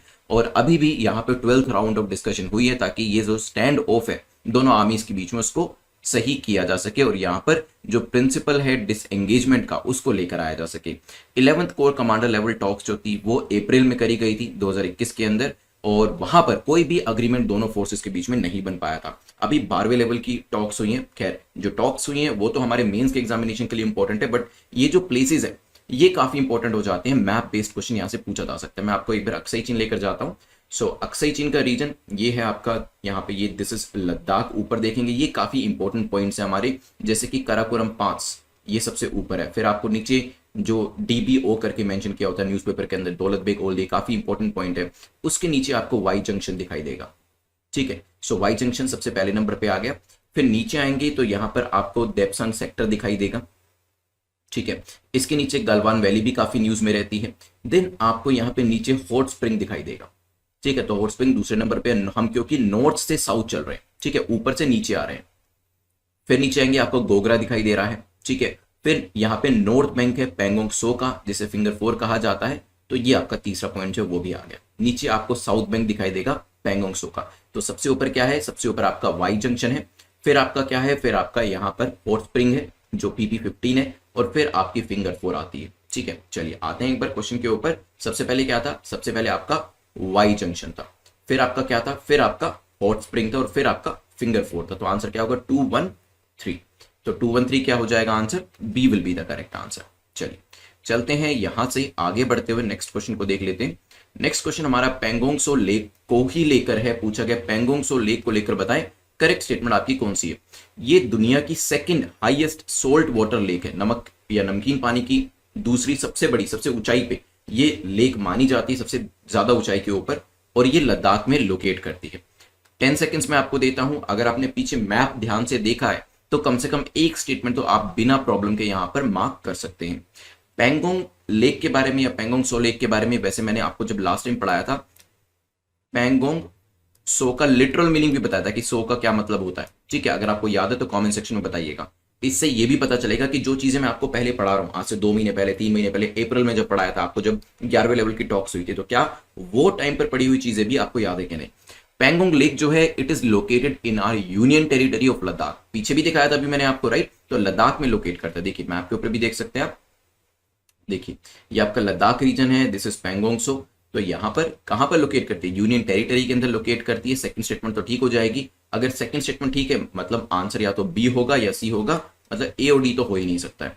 अगर फर्स्ट स्टेटमेंट की बात करें, so it is situated at a height of almost 4350 metre, 4.3 kilometre के आसपास की ऊंचाई के ऊपर अवेलेबल है, and it is the world's highest salt water lake. ये सेकंड हाईएस्ट नहीं है दुनिया की, ये सबसे हाईएस्ट सोल्ट वाटर लेक है पूरी दुनिया की, एक्सटेंडिंग टू ऑलमोस्ट 160 किलोमीटर, तो 160 किलोमीटर के अंदर ये फैली हुई है। और यहां पर भी अगर बात करी जाए, 1/3 जो पेंगोंग लेक है वो इंडियन साइड पे फॉल करती है, और 2/3 जो है वो चाइनीज साइड पे फॉल करती है, और इसी वजह से प्रॉब्लम जो है वो भी हमें यहाँ पर देखने को दोनों के बीच में मिलती है। पहली स्टेटमेंट इनकरेक्ट हो जाती है, आंसर क्या हो जाएगा यहाँ पर, B will be the correct answer. चलिए चलते हैं यहां से आगे बढ़ते हुए पेंगोंग सो लेक से। वैसे यहाँ पर कुछ एक्स्ट्रा इन्फॉर्मेशन भी आपको दी जो मैं ऑलरेडी आपको बता चुका हूँ 4350 और यूटी को लेकर। नेक्स्ट जो है हल्दीबारी चिलाहाटी रेल लिंक के बारे में डिस्कशन कर लेते हैं। ये जो रेल लिंक है इसको लेकर पूछा कि बताइए करेक्ट स्टेटमेंट आपकी कौन सी है। तो यहां पर पहली स्टेटमेंट कहती है कि ये 1965 तक ऑपरेशन में था। क्या ये रेल लिंक जो था ये ऑपरेशन में था। Rail link between Agartala and Akhaura is schedule to open by the end of 2021। 2021 के एंड तक अगरतला अखौरा के बीच का जो रेल लिंक है उसको शुरू कर दिया जाएगा। 10 सेकंड्स में आपको देता हूं।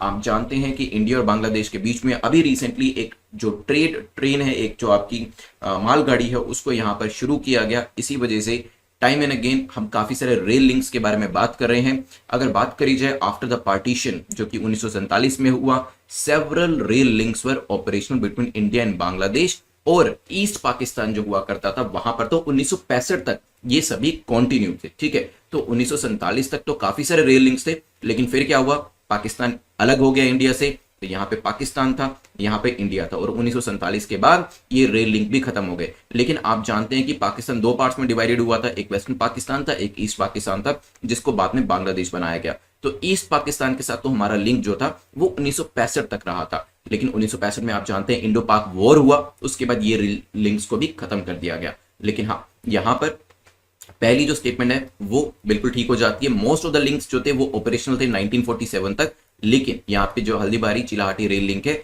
ये ईस्टर्न पाकिस्तान के साथ 1965 तक वर्किंग कंडीशन में था। रेल लिंक जो है बिटवीन अगरतला एंड अखोरा, क्या उसको लेकर भी बात करी गई है? तो यहां पर यस 2021 के एंड तक कहा जा रहा है कि इस रेल लिंक को भी ऑपरेशनल कर दिया जाएगा। दोनों स्टेटमेंट हमारी ठीक हो जाती है। याद हो तो लास्ट टू लास्ट लेक्चर के अंदर मैंने आपको 5 रेल लिंक्स के बारे में बताया था जो कि बांग्लादेश और इंडिया के बीच में ऑपरेशनल है। याद होगा आपको, पेट्रापोल बेनापोल, याद आया, गैडा दरसाना, सिंगाबाद, रोहनपुर, राधिकापुर बिरोल, हल्दीबारी एंड चिलाहाटी। ठीक है, ये 5 लिंक्स के बारे में मैंने आपको लास्ट टाइम भी बताया था, ध्यान रखिएगा।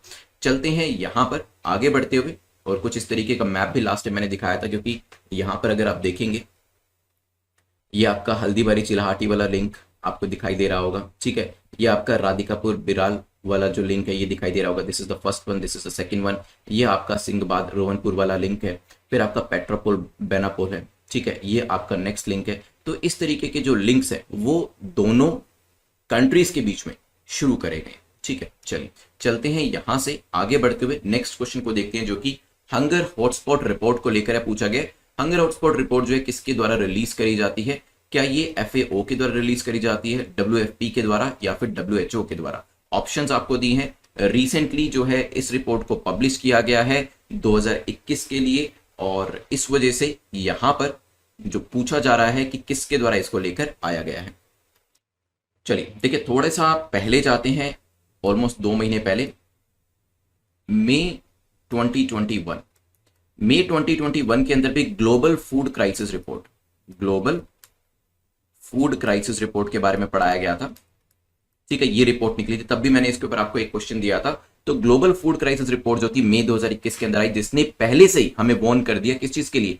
एक्यूट फूड शॉर्टेजेस के लिए, कि फूड इनसिक्योरिटी जो है वो हमें देखने को मिल रही है all over the world. Reason was Covid की वजह से। ठीक है, बताया गया कि एटलीस्ट 155 मिलियन लोग जो हैं, जिनको पहले फूड इनसिक्योरिटी को फेस नहीं करना पड़ता था, वो अब फूड इनसिक्योरिटी वाले ब्रैकेट के अंदर चले गए। मतलब बहुत सारे लोगों को जो पहले इजीली खाना मिल जाया करता था वो अभी नहीं मिल पा रहा है। और उसके बाद अब इस पर्टिकुलर रिपोर्ट को लेकर आया गया ताकि फर्दर अवेयरनेस जो है उसको लेकर आया जा सके, और इसको लेकर आया गया food and agriculture organisation, and along with that world food programme जो है ये भी इसमें शामिल है। तो आंसर आपका ए हो जाएगा। ये जो दोनों एजेंसीज हैं इन्होंने रिलीज किया है हंगर हॉटस्पॉट रिपोर्ट को, ये चीज ध्यान रखिएगा। आंसर क्या हो जाएगा ए। कई बार यूपीएससी में डायरेक्टली पूछ लिया जाता है कि ये पर्टिकुलर रिपोर्ट जो है किसके द्वारा लाई जाती है, तो वहां पर फिर आपको इस तरीके का आंसर करना पड़ सकता है, ध्यान रखिएगा इसके बारे में। चलते हैं यहां से आगे बढ़ते हुए क्वेश्चन नंबर 5 को देखते हैं, जो कि बात कर रहा है FSSAI के बारे में। सिंपल सा क्वेश्चन है, पूछ रहा है कि administration food safety standard authority of India की किसके अंतर्गत आती है? क्या ये मिनिस्ट्री ऑफ फूड प्रोसेसिंग के अंदर आती है, मिनिस्ट्री ऑफ हेल्थ के अंदर, दोनों के अंदर आती है, या फिर दोनों में से किसी के अंदर नहीं आती है?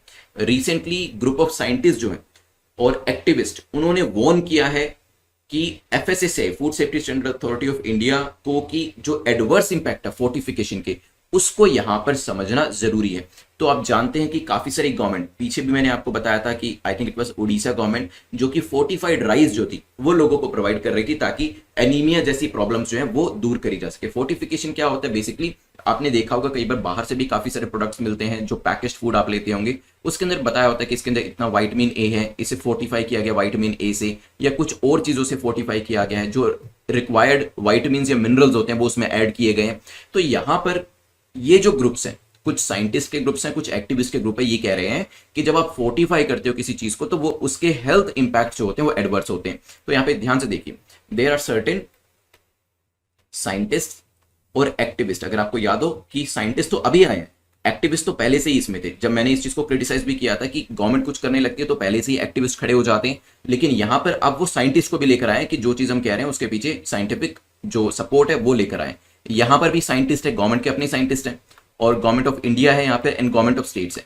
वो ये कह रहे हैं कि जो आपने स्टडीज करी है, आप स्टडी करके कहते हो कि ये जो एक्स्ट्रा फोर्टिफिकेशन किया जाता है इसके हेल्थ के ऊपर कॉन्सिक्वेंसेस अच्छे नहीं है, हमारी स्टडी कहती है कि इसमें कोई दिक्कत नहीं है, तो आपको ज्यादा स्टडी करने की जरूरत है, ऐसा सरकार उनको कह रही है। ठीक है, अदरवाइज क्या होगा? अदरवाइज जो फूड आइटम हम प्रोवाइड करेंगे लोगों को, जो यहाँ पर मान लीजिए कि सब्सिडाइज फूड सरकार के द्वारा दिया जाता है, तो उसके अंदर जब न्यूट्रिशन कंपोनेंट ही नहीं होगा, न्यूट्रिशन कंटेंट ही नहीं होगा, हम राइस सिंपली दे रहे हैं, फोर्टिफाइड राइस नहीं दे रहे हैं, एडिबल ऑयल सिंपली दे रहे हैं, कोई फोर्टिफाइड करके नहीं दे रहे हैं, ठीक है, उसमें जब एसेंशियल विटामिन्स और मिनरल्स होंगे ही नहीं, तो फिर हम कैसे एनीमिया लाइक सिचुएशन को दूर करेंगे, जो बच्चों के अंदर और जो महिलाएं होती हैं उनके अंदर देखने को मिलती है। तो सरकार अपनी तरफ से सही बात कर रही है, एक्टिविस्ट लोग जो हैं, अब डिपेंड करता है, अगर ये मोटिवेटेड है अपोजिशन के द्वारा तो ये गलत काम कर रहे हैं, लेकिन हो सकता है इनकी जो स्टडीज हो वो सही हो, वो जो चीज बताना चाह रहे हैं वो भी सही हो, तो दोनों अपना अपना पक्ष जो है वो यहां पर रख रहे हैं। तो यहां पर जो FSSAI है उसको वार्न किया गया था कि जो फोर्टिफाइड चीजें आप दे रहे हो वो हेल्थ और लाइवलीहुड के लिए अच्छा नहीं है। ठीक है, खैर ये आपकी किसके अंतर्गत आती है बताइए। देखिए फूड जो है यहाँ पे फूड प्रोसेसिंग के अंदर भी हो सकती थी, लेकिन हाँ फूड जो है हेल्थ से भी रिलेट करता है। Ironically it comes in ministry of health, इसी वजह से मैंने आपको यहाँ पर इसका आंसर दिया। नहीं तो एग्जाम में क्या होगा, यूपीएससी आपसे ए मार्क करवा लेगी और फिर वो गलत हो जाएगा। ठीक है, बट आंसर क्या है, ए नहीं है, आंसर इज बी। रिसेंटली जो इंसिडेंस हुआ वो भी मैंने आपको बताया। It's a pushback against the centres plan जो कि मैंडेटरली फोर्टिफाइड राइस और एडिबल ऑयल्स जो हैं जिसके अंदर विटामिन्स और मिनरल्स पहले से मिले होते हैं वो यहां पर दे रही थी लोगों को, ताकि जो क्रॉनिक एनीमिया, अंडर न्यूट्रिशन देखने को मिलता है उससे लड़ा जा सके। इवन जो हमारा इंटीग्रेटेड चाइल्ड डेवलपमेंट सर्विसेज है, मिड डे मील स्कीम है, वहां पर भी इसी तरीके के फूड प्रोडक्ट्स को दिया जाता है ताकि बच्चे जो भी राइस वहां पर उनको दिया जाएगा वो फोर्टिफाइड रहे, ताकि असेंशियल मिनरल्स और असेंशियल वाइटामिन जो है वो बच्चों को यहां पर मिल सके। आंसर क्या हो जाएगा, B will be the correct answer. ध्यान रखिएगा food fortification it is not a new thing, काफी सारी कंट्रीज में इसको फॉलो किया जाता है। और यहां पर देखते हैं कि जो गवर्नमेंट है वो कैसे कन्विंस करती है इन एक्टिविस्ट को। 50 डेज रिवीजन सीरीज जो है आप इसको ले सकते हैं, it is available on exam.network.com। और अगर यहां पर सही तरीके से तैयारी करना चाहते हैं, you still have time in your hand, crack UPSC exam in 100 days और 200 डेज की सीरीज को सब्सक्राइब करके आप स्टैटिक पोर्शन को और करंट अफेयर्स पोर्शन को अच्छे से कवर कर सकते हैं।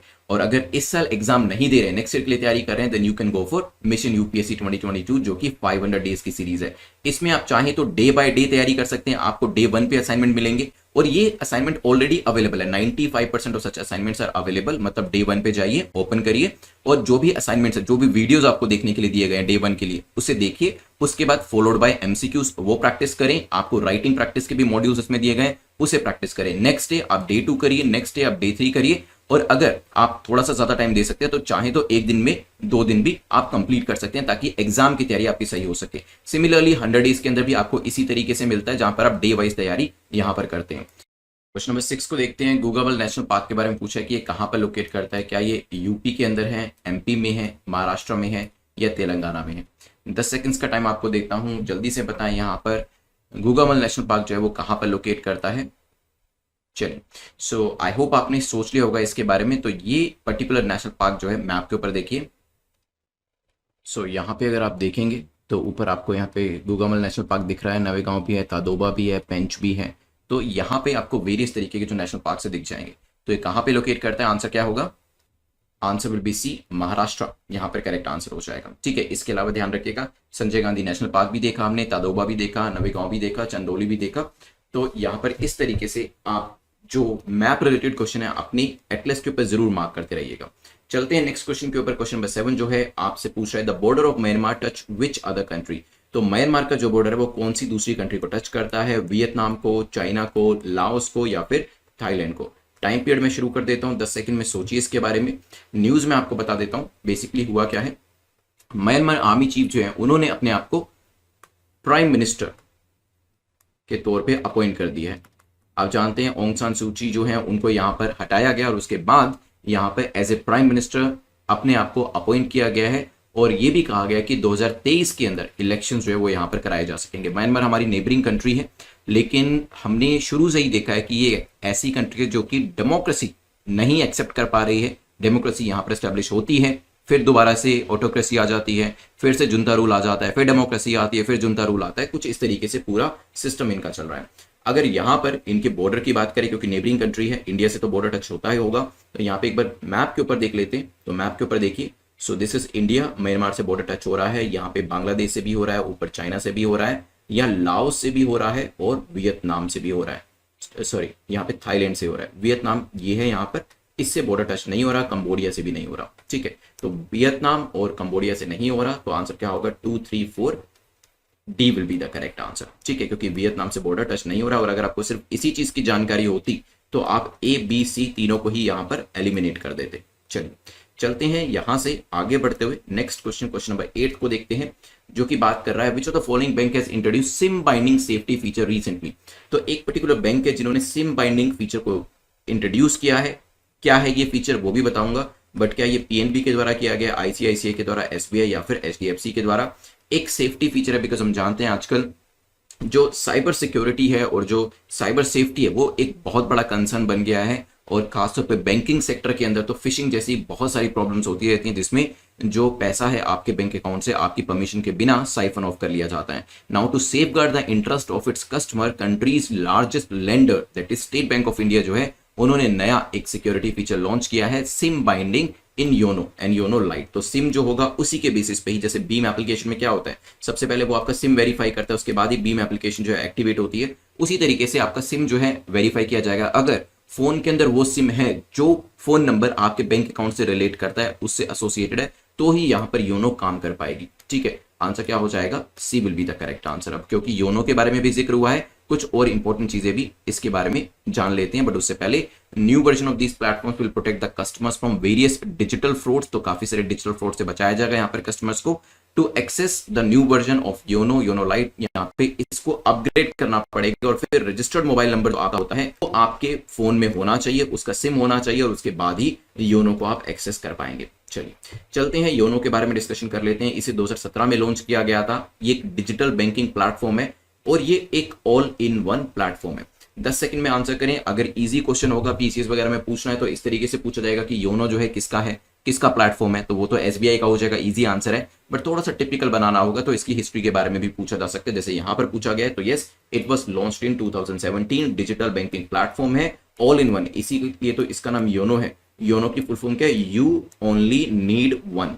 ठीक है, क्योंकि आप जानते हैं कि अलग अलग बैंक्स जो हैं अलग अलग एप्लीकेशन के साथ आते हैं, हर बैंक की अलग एप्लीकेशन है, फिर दुनिया भर की दूसरी एप्लीकेशन हैं जो कि पेमेंट बैंक्स की है, फिर जो बैंक्स नहीं भी हैं उनकी भी अपनी एप्लीकेशन है। तो there are so many application. एक यूजर अब सिर्फ एक फाइनेंशियल ट्रांजैक्शन करने के लिए कोई 10 एप्लीकेशन तो यूज नहीं करेगा।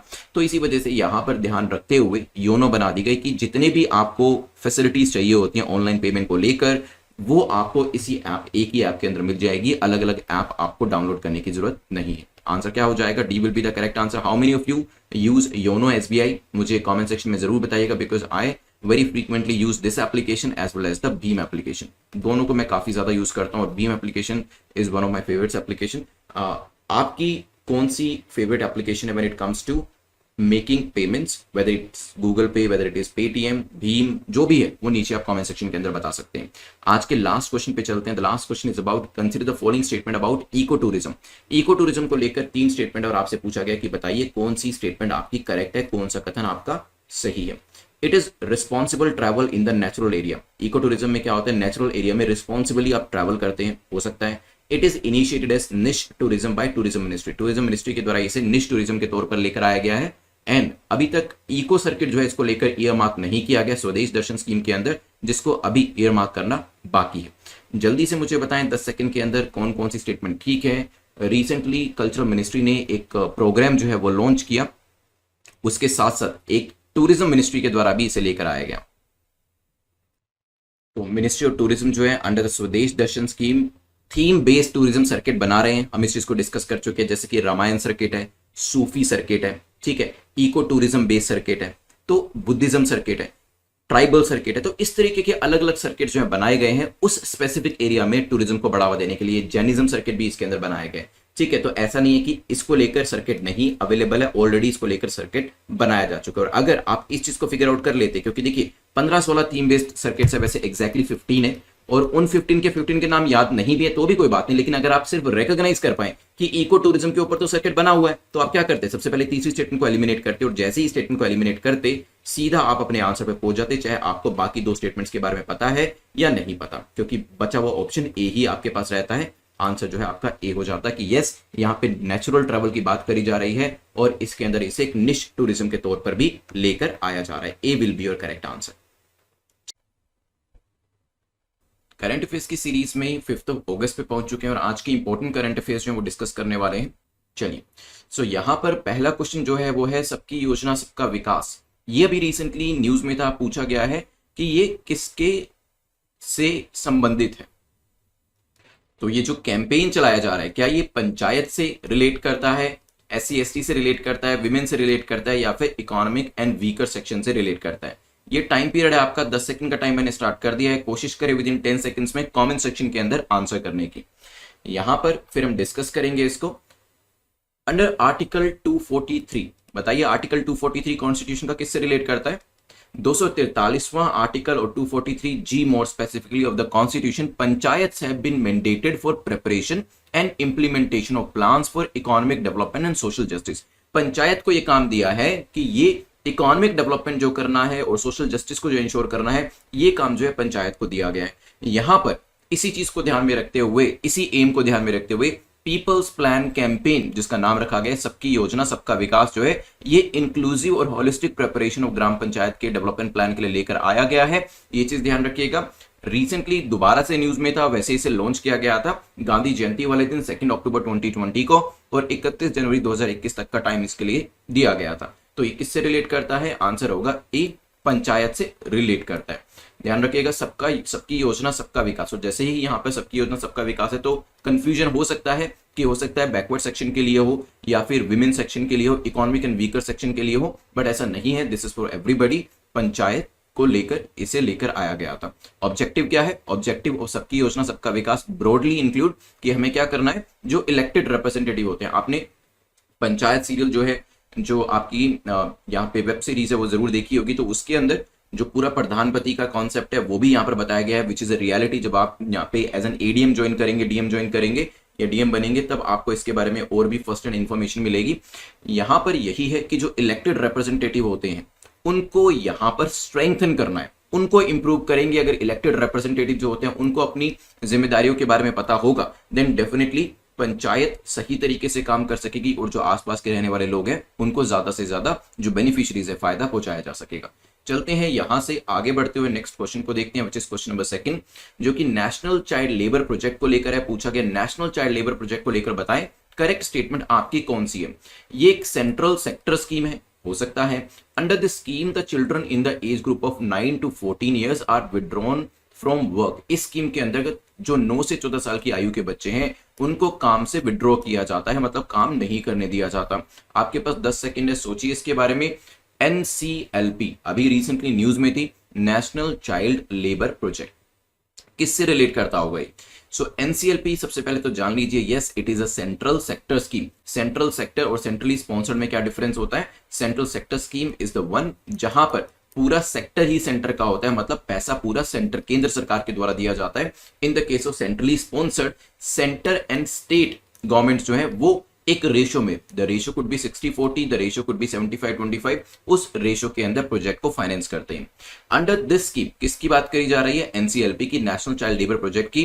Under this scheme the district project society DPS they are set up at the district level, और किसके अंडर बनाई गई है? आगे जाके आप ही के अंडर बनाई जाएंगी। So district collectors and district magistrate के अंदर डीपीएस बनाई गई है, और डीपीएस क्या है? डिस्ट्रिक्ट प्रोजेक्ट सोसाइटीज बनाई गई हैं, ठीक है। और ये क्या करेगी? ये पूरा जो प्रोजेक्ट है एनसीएलपी इसको ओवरसी करेगी कि क्या ये सही तरीके से इंप्लीमेंट किया जा रहा है या नहीं किया जा रहा है। इसके अंतर्गत किया क्या जाता है? जो एज ग्रुप 9 to 14 ईयर्स का है, इस एज ग्रुप के जो बच्चे हैं they are withdrawn from the work and put into NCLP special training centre. तो ये जो बच्चे जिनसे जबरदस्ती काम करवाया जा रहा होता है, या फिर वैसे पेरेंट्स जो है पैसे के चलते हुए, पैसे की कमी के चलते हुए इनसे काम कराते हैं, तो उससे इनको विड्रॉ करके एनसीएलपी स्पेशल ट्रेनिंग सेंटर्स में डाला जाएगा, जहां पर उनको एजुकेशन प्रोवाइड करी जाएगी, जहां पर उनको वोकेशनल ट्रेनिंग प्रोवाइड करी जाएगी, मिड डे मील स्कीम दी जाएगी, और इवन स्टाइपेंड भी दिया जाएगा, हेल्थ केयर फैसिलिटीज भी दी जाएगी, ताकि ओवरऑल डेवलपमेंट उनकी हो सके, स्किल को समझ सकेंगे, स्किल को एक्वायर कर सकेंगे, एजुकेशन को एक्वायर कर सकेंगे, तो आगे जाके बेहतर एम्प्लॉयमेंट के अंदर उनको मौके मिलेंगे। और यहाँ पे स्टाइपेंड भी मिलेगा, तो पेरेंट्स को भी परेशानी नहीं होगी, मिड डे मील भी मिलेगी, तो जो उनका हेल्थ एस्पेक्ट है उसको भी कवर कर लिया जाएगा। तो यहाँ पे दोनों स्टेटमेंट्स ठीक होने की वजह से आंसर क्या हो जाएगा? C will be the correct answer. ध्यान रखिएगा, एनसीएलपी आप ही लोगों के अंडर आने वाला है, आप ही लोगों को जो डीपीएस आपकी ये सोसाइटीज हैं इनको मैनेज करना है एज डीएम और डीसी आगे चलकर। चलते हैं नेक्स्ट टॉपिक को देखते हैं, विच इज क्वेश्चन नंबर 3। पूछा गया नेट जीरो क्या है? क्या ये जीरो कार्बन एमिशन को हम नेट जीरो कहते हैं, कार्बन न्यूट्रलिटी को कहते हैं, ऑलमोस्ट जीरो एमिशन को कहते हैं, या फिर none of the above? Time period में यहां पे शुरू कर देता हूं, जल्दी से मुझे बताएं। नेट जीरो ये एक टर्मिनोलॉजी है जिसके बारे में आपको बहुत ज्यादा सुनने को मिलता होगा न्यूज के अंदर भी। क्या है ये? आपके एनवायरमेंट, इकोलॉजी, बायोडाइवर्सिटी के टॉपिक से ये क्वेश्चन पूछा जा सकता है। काफी सारी कंट्रीज कहते हैं कि हम 2050 तक नेट जीरो बन जाएंगे, ठीक है। चाइना कहता है 2060 तक हम नेट जीरो बन जाएंगे, ठीक है। इसी तरीके से स्पेसिफिक कंपनीज भी, अगर इंडिया में भी देखेंगे, अलग अलग कंपनीज ने अपने अपने टारगेट सेट करे, कि कोई कहता है कि मैं 2035 तक नेट न्यूट्रल बन जाऊंगा या नेट जीरो बन जाऊंगा, इट मींस इसका ये मतलब नहीं है कि वो कंट्री या वो कंपनी कार्बन एमिशन बंद कर देंगे, नहीं, इसका मतलब है कि जितना कार्बन एमिशन किया जाएगा उतना ही यहां पर उसे न्यूट्रलाइज भी किया जाएगा। इंडिपेंडेंट चैरिटेबल ऑर्गेनाइजेशन ऑक्सफैम ने कहा है कि देखिए नेट जीरो कार्बन टारगेट्स तो काफी सारी कंट्रीज सेट कर रही हैं, लेकिन ये कहीं ना कहीं एक डिस्ट्रैक्शन के तौर पे भी काम कर सकता है, क्योंकि कार्बन एमिशन जो कट करना है उसके ऊपर ध्यान नहीं दिया जा रहा। तो यहां पे जब हम नेट जीरो की बात करते हैं, डजंट मीन कि कार्बन एमिशन बिल्कुल जीरो हो जाएगा या जीरो के आसपास हो जाएगा, इट मींस जो यहां पर कार्बन को एमिट किया जा रहा है उसको न्यूट्रलाइज किया जाएगा, उतना एब्जॉर्प्शन किया जाएगा। तो मतलब वो कंट्री जितना कार्बन फैलाने के लिए रिस्पॉन्सिबल है उतना वो एब्जॉर्ब भी कर रही है, तो उसकी रिस्पॉन्सिबिलिटी जो है कहीं ना कहीं बैलेंस हो जाती है। आंसर क्या हो जाएगा? B will be the correct answer, क्योंकि सेकंड ऑप्शन यहां पर करेक्ट हो जाता है। चलिए ध्यान रखिएगा, चलते हैं क्वेश्चन नंबर 4 के ऊपर, जो कि बात करता है स्टार लाइनर को लेकर। पूछा कि स्टार लाइनर को लेकर बताइए करेक्ट स्टेटमेंट क्या है। पहली स्टेटमेंट कहती है ये एक रीयूजेबल रॉकेट है, हो सकता है ये स्पेस एक्स को बिलोंग करता है, दिस इज ऑल्सो पॉसिबिलिटी, ये नासा का एक मिशन है जो कि कमर्शियल क्रू प्रोग्राम का पार्ट है। टाइम मैं शुरू कर देता हूं, जल्दी से मुझे बताएं स्टार लाइनर के बारे में सुना होगा आपने, अभी रिसेंटली लॉन्च जो है इसको लेकर बातचीत चल रही थी इसको लेकर। अभी देखते हैं यहां पर आंसर क्या होगा। सो आई होप आपने कमेंट सेक्शन में आंसर कर दिया है। यहां पे the launch of Boeing's uncrewed Starliner orbiter flight test 2 OFT-2 इसे कहा गया है, which was supposed to lift off from the Space Launch Complex 41, जिसे कि यहां पर केप कैनावरल से लॉन्च करना था स्पेस फोर्स स्टेशन से इन फ्लोरिडा ऑन ट्यूसडे, उसे अभी पोस्टपोन किया गया है। ठीक है, तो सबसे पहले तो मैंने क्या बोला यहां पर, launch of Boeing's uncrewed Starliner orbital flight test second, orbital flight test second, इसको पोस्टपोन किया गया है। और मैंने ये भी कहा कि ये बोइंग का है, अनक्रूड है, तो क्या ये स्पेसएक्स का है? तो सेकंड स्टेटमेंट यहीं पे इनकरेक्ट हो जाती है। बिलोंग्स टू, किससे बिलोंग करता है? बोइंग से बिलोंग करता है। और ये यहां पर सबसे क्रूशियल स्टेटमेंट थी। देखिए इस तरीके के क्वेश्चन जो होंगे वो आपके यूपीएससी के अंदर आएंगे, तो वहां पर अगर आप क्रूशियल स्टेटमेंट को एलिमिनेट कर देते हैं, this is the power of elimination. जैसे ही आपने सेकंड स्टेटमेंट को एलिमिनेट किया, आप एक बार ऑप्शन को देखिए, यहां पर भी 2 है तो इसको भी एलिमिनेट कर दीजिए, यहां पर भी 2 है, ये भी एलिमिनेट हो जाता है। ठीक है, ऑल ऑफ द अबव में भी 2 होगा तो ये भी एलिमिनेट हो जाता है। बाय डिफॉल्ट आंसर क्या हो जाएगा? By default answer will be B, even though you have not read statement number 1 and statement number 3। पहली और तीसरी स्टेटमेंट ना आपने पढ़ी है ना आपको उसके बारे में जानकारी है, फिर भी आप करेक्ट आंसर करके ले जाएंगे यहां पर। Yes, it is a reusable rocket. ऐसा कहा जाता है कि 10 बार इसे इस्तेमाल किया जा सकता है 6 मंथ्स के पीरियड के अंदर। और इसके अंदर basically this mission is a part of NASA का जो कमर्शियल क्रू प्रोग्राम है उसी का ही ये एक सब पार्ट है, ये भी ध्यान रखिएगा। ठीक है, आंसर क्या हो जाएगा? B. But yes, elimination method, ये जो छोटी छोटी स्ट्रेटेजीज होती हैं एमसीक्यूज को सोल्व करने की, ये आपको समझ में आती हैं जब आप डेली बेसिस पे एमसीक्यूज को प्रैक्टिस करते हैं। और कई बार जब इसको सोल्व करते करते प्रैक्टिस जो है ओवर प्रैक्टिस में तब्दील हो जाती है, then you will be able to solve more question in the minimum possible time and the accuracy will be high as well in the examination. चलिए चलते हैं यहां से आगे बढ़ते हुए क्वेश्चन नंबर 5 को देख लेते हैं, जो कि बात कर रहा है Which of the following city has achieved 100% Covid vaccination in the country. अभी एक सिटी का नाम आया था जिसने 100% कोविड वैक्सीनेशन को अचीव कर लिया। क्या हम पुरी की बात कर रहे हैं, इंदौर की बात कर रहे हैं, भुवनेश्वर की बात कर रहे हैं, या फिर बेंगलोर की बात कर रहे हैं? बताइए। चलिए देखिए, उड़ीसा की कैपिटल क्या है? उड़ीसा की कैपिटल यस, भुवनेश्वर। सो यहां पे Bhubaneswar is the capital of Odisha and it has become the first city in India which has achieved 100% Covid vaccination. तो यहां पर जो लोग हैं 100% कोविड वैक्सीनेशन जो उनका किया जा चुका है, ये एक अच्छी खबर भी है देश के लिए भी, देश की इकोनॉमी के लिए भी। धीरे धीरे अब आपको ऐसी सिटीज के नाम आएंगे, भुवनेश्वर का नाम आया, अब धीरे धीरे इनकी लाइन लग जाएगी, एक के बाद एक सिटीज के नाम आपको रोज सुनने को मिलेंगे। फिर राज्यों के नाम भी आएंगे कि कौन सा पहला ऐसा राज्य बना है जिसमें 100% वैक्सीनेशन हो चुका है, क्योंकि उसकी सभी सिटीज के अंदर 100% वैक्सीनेशन हो चुका होगा। और यही चीज हमें चाहिए, जो राज्य है और जो सिटीज है उनके बीच में एक हेल्दी कंपटीशन, ताकि वहां पर 100% वैक्सीनेशन को अचीव किया जा सके। आंसर क्या हो जाएगा? यहां पर C will be the correct answer. ठीक है, ध्यान रखिएगा इसके बारे में, उड़ीसा भुवनेश्वर को लेकर। क्वेश्चन नंबर 6 को डिस्कस करते हैं। उससे पहले जो 100 डेज की सीरीज है, 200 डेज की सीरीज है, आप इसको एनरोल करा सकते हैं डे वाइज प्रिपरेशन अगर करना चाहते हैं तो। और यहां पर चाहे तो एक दिन के अंदर मल्टीपल डेज को भी अटेंड कर सकते हैं। 50 डेज सीरीज के लिए भी आप यहां पर जा सकते हैं अगर आप 2021 के लिए तैयारी कर रहे हैं। जो लोग 2022 के लिए तैयारी कर रहे हैं वो मिशन यूपीएससी 2022 में जा सकते हैं। इन प्रोग्राम्स के अंदर आपको मिलने के वाला है right from NCERTs to the standard books. आपको ये जो फाउंडेशन के लिए तैयारी चाहिए होती है वो आपको यहां पर कवर कराया जाएगा थ्रू वीडियोस, एमसीक्यूज भी इसमें रहने वाले हैं और इसमें आंसर राइटिंग प्रैक्टिस जो आपकी है वो भी रहने वाली। तो प्री का मेन सीरीज जो है उसके तौर पे आप इसको ले सकते हैं मिशन यूपीएससी 2022 exam.netmock.com के ऊपर। चलते हैं क्वेश्चन नंबर 6 के ऊपर। क्वेश्चन नंबर 6 बात करता है विच of the following article is associated with preventive detention. Preventive detention जो है इसको लेकर पूछा है, इससे कौन सा आर्टिकल जो है वो रिलेट करता है। तो यहां पर अनुच्छेद 21 है, अनुच्छेद 22 है, ए एंड बी, या इनमें से कोई भी नहीं। टाइम पीरियड में यहां पर शुरू कर देता हूं, 10 सेकेंड्स में आंसर देने की कोशिश करें, because there was a statement which was recently made by Supreme Court of India and the Supreme Court said preventive detention is an evil. ठीक है, तो प्रिवेंटिव डिटेंशन को इविल के तौर पे बताया गया, इसी वजह से ये क्वेश्चन जो है वो आपका मेंस के अंदर भी आ सकता है। Preventive detention is a necessary evil, explain, इस तरीके से एक स्टेटमेंट करके आपका जो क्वेश्चन है पूछा जा सकता है मेंस के एग्जाम के अंदर भी। अगर बात करें जब प्रिवेंटिव डिटेंशन में होता क्या, that dreaded power of the state to restrain a person without trial. तो इसमें ना ही ट्रायल होता है, ना ही मैजिस्ट्रेट से पूछा जाता है, ना ही वारंट लिया जाता है, और व्यक्ति को यहां पर कैप्चर कर लिया जाता है। ठीक है, तो यहां पर जो व्यक्ति है उसको रेस्ट्रेन करके रखा जाता है बिना ट्रायल के, बिना वारंट के, बिना मैजिस्ट्रेट के अप्रूवल के। प्रिवेंटिव डिटेंशन जो है that must fall with in the four corners of article 21, क्योंकि ड्यू प्रोसेस ऑफ लॉ इससे एसोसिएट करता है और राइट टू लाइफ भी आपको दिया गया है। एंड इसके साथ साथ आर्टिकल 22 जो है वो भी आपको सेफगार्ड देता है अगेंस्ट द आर्बिट्रेरी अरेस्ट। तो यहां पे जो आर्टिकल 22 है that is protecting you against arbitrary arrest. ठीक है, तो ये तो रिलेट करता है। Even due process of law भी आपको फॉलो करना है। ठीक है, जो इन्फर्ड आपका आता है आर्टिकल 21 के अंदर, और वहां पे राइट टू लाइफ भी वैसे आपका आता है, तो दोनों आर्टिकल जो हैं वो इससे रिलेट करते हैं। आंसर क्या हो जाएगा, C will be the correct answer. ठीक है, प्रिवेंटिव डिटेंशन के अंदर होता क्या है, जो भी व्यक्ति हमें लगता है कि नुकसान पहुंचा सकता है, पब्लिक डिसऑर्डर को क्रिएट कर सकता है, तो यहां पे सुप्रीम कोर्ट ने कहा है कि सिर्फ पब्लिक डिसऑर्डर जहां पर आपको लगता है कि क्रिएट किया जा सकता है वहीं पर ही आप उस व्यक्ति को अरेस्ट कर सकते हैं इस प्रिवेंटिव डिटेंशन के अंतर्गत, अदरवाइज नहीं। और इसके अंदर भी जब आप उनको अरेस्ट करते हैं इवन विदाउट वारंट, तो 24 घंटों के अंदर आपको उसको मैजिस्ट्रेट के सामने लेकर आना पड़ता है। इसमें जो ट्रैवलिंग टाइम होता है वो आप एक्सक्लूड चाहें तो कर सकते हैं। ठीक है, 24 घंटे में मैजिस्ट्रेट के सामने लाया जाता है और फिर उसकी डिटेंशन को एक्सटेंड भी किया जा सकता है या खत्म भी किया जा सकता है।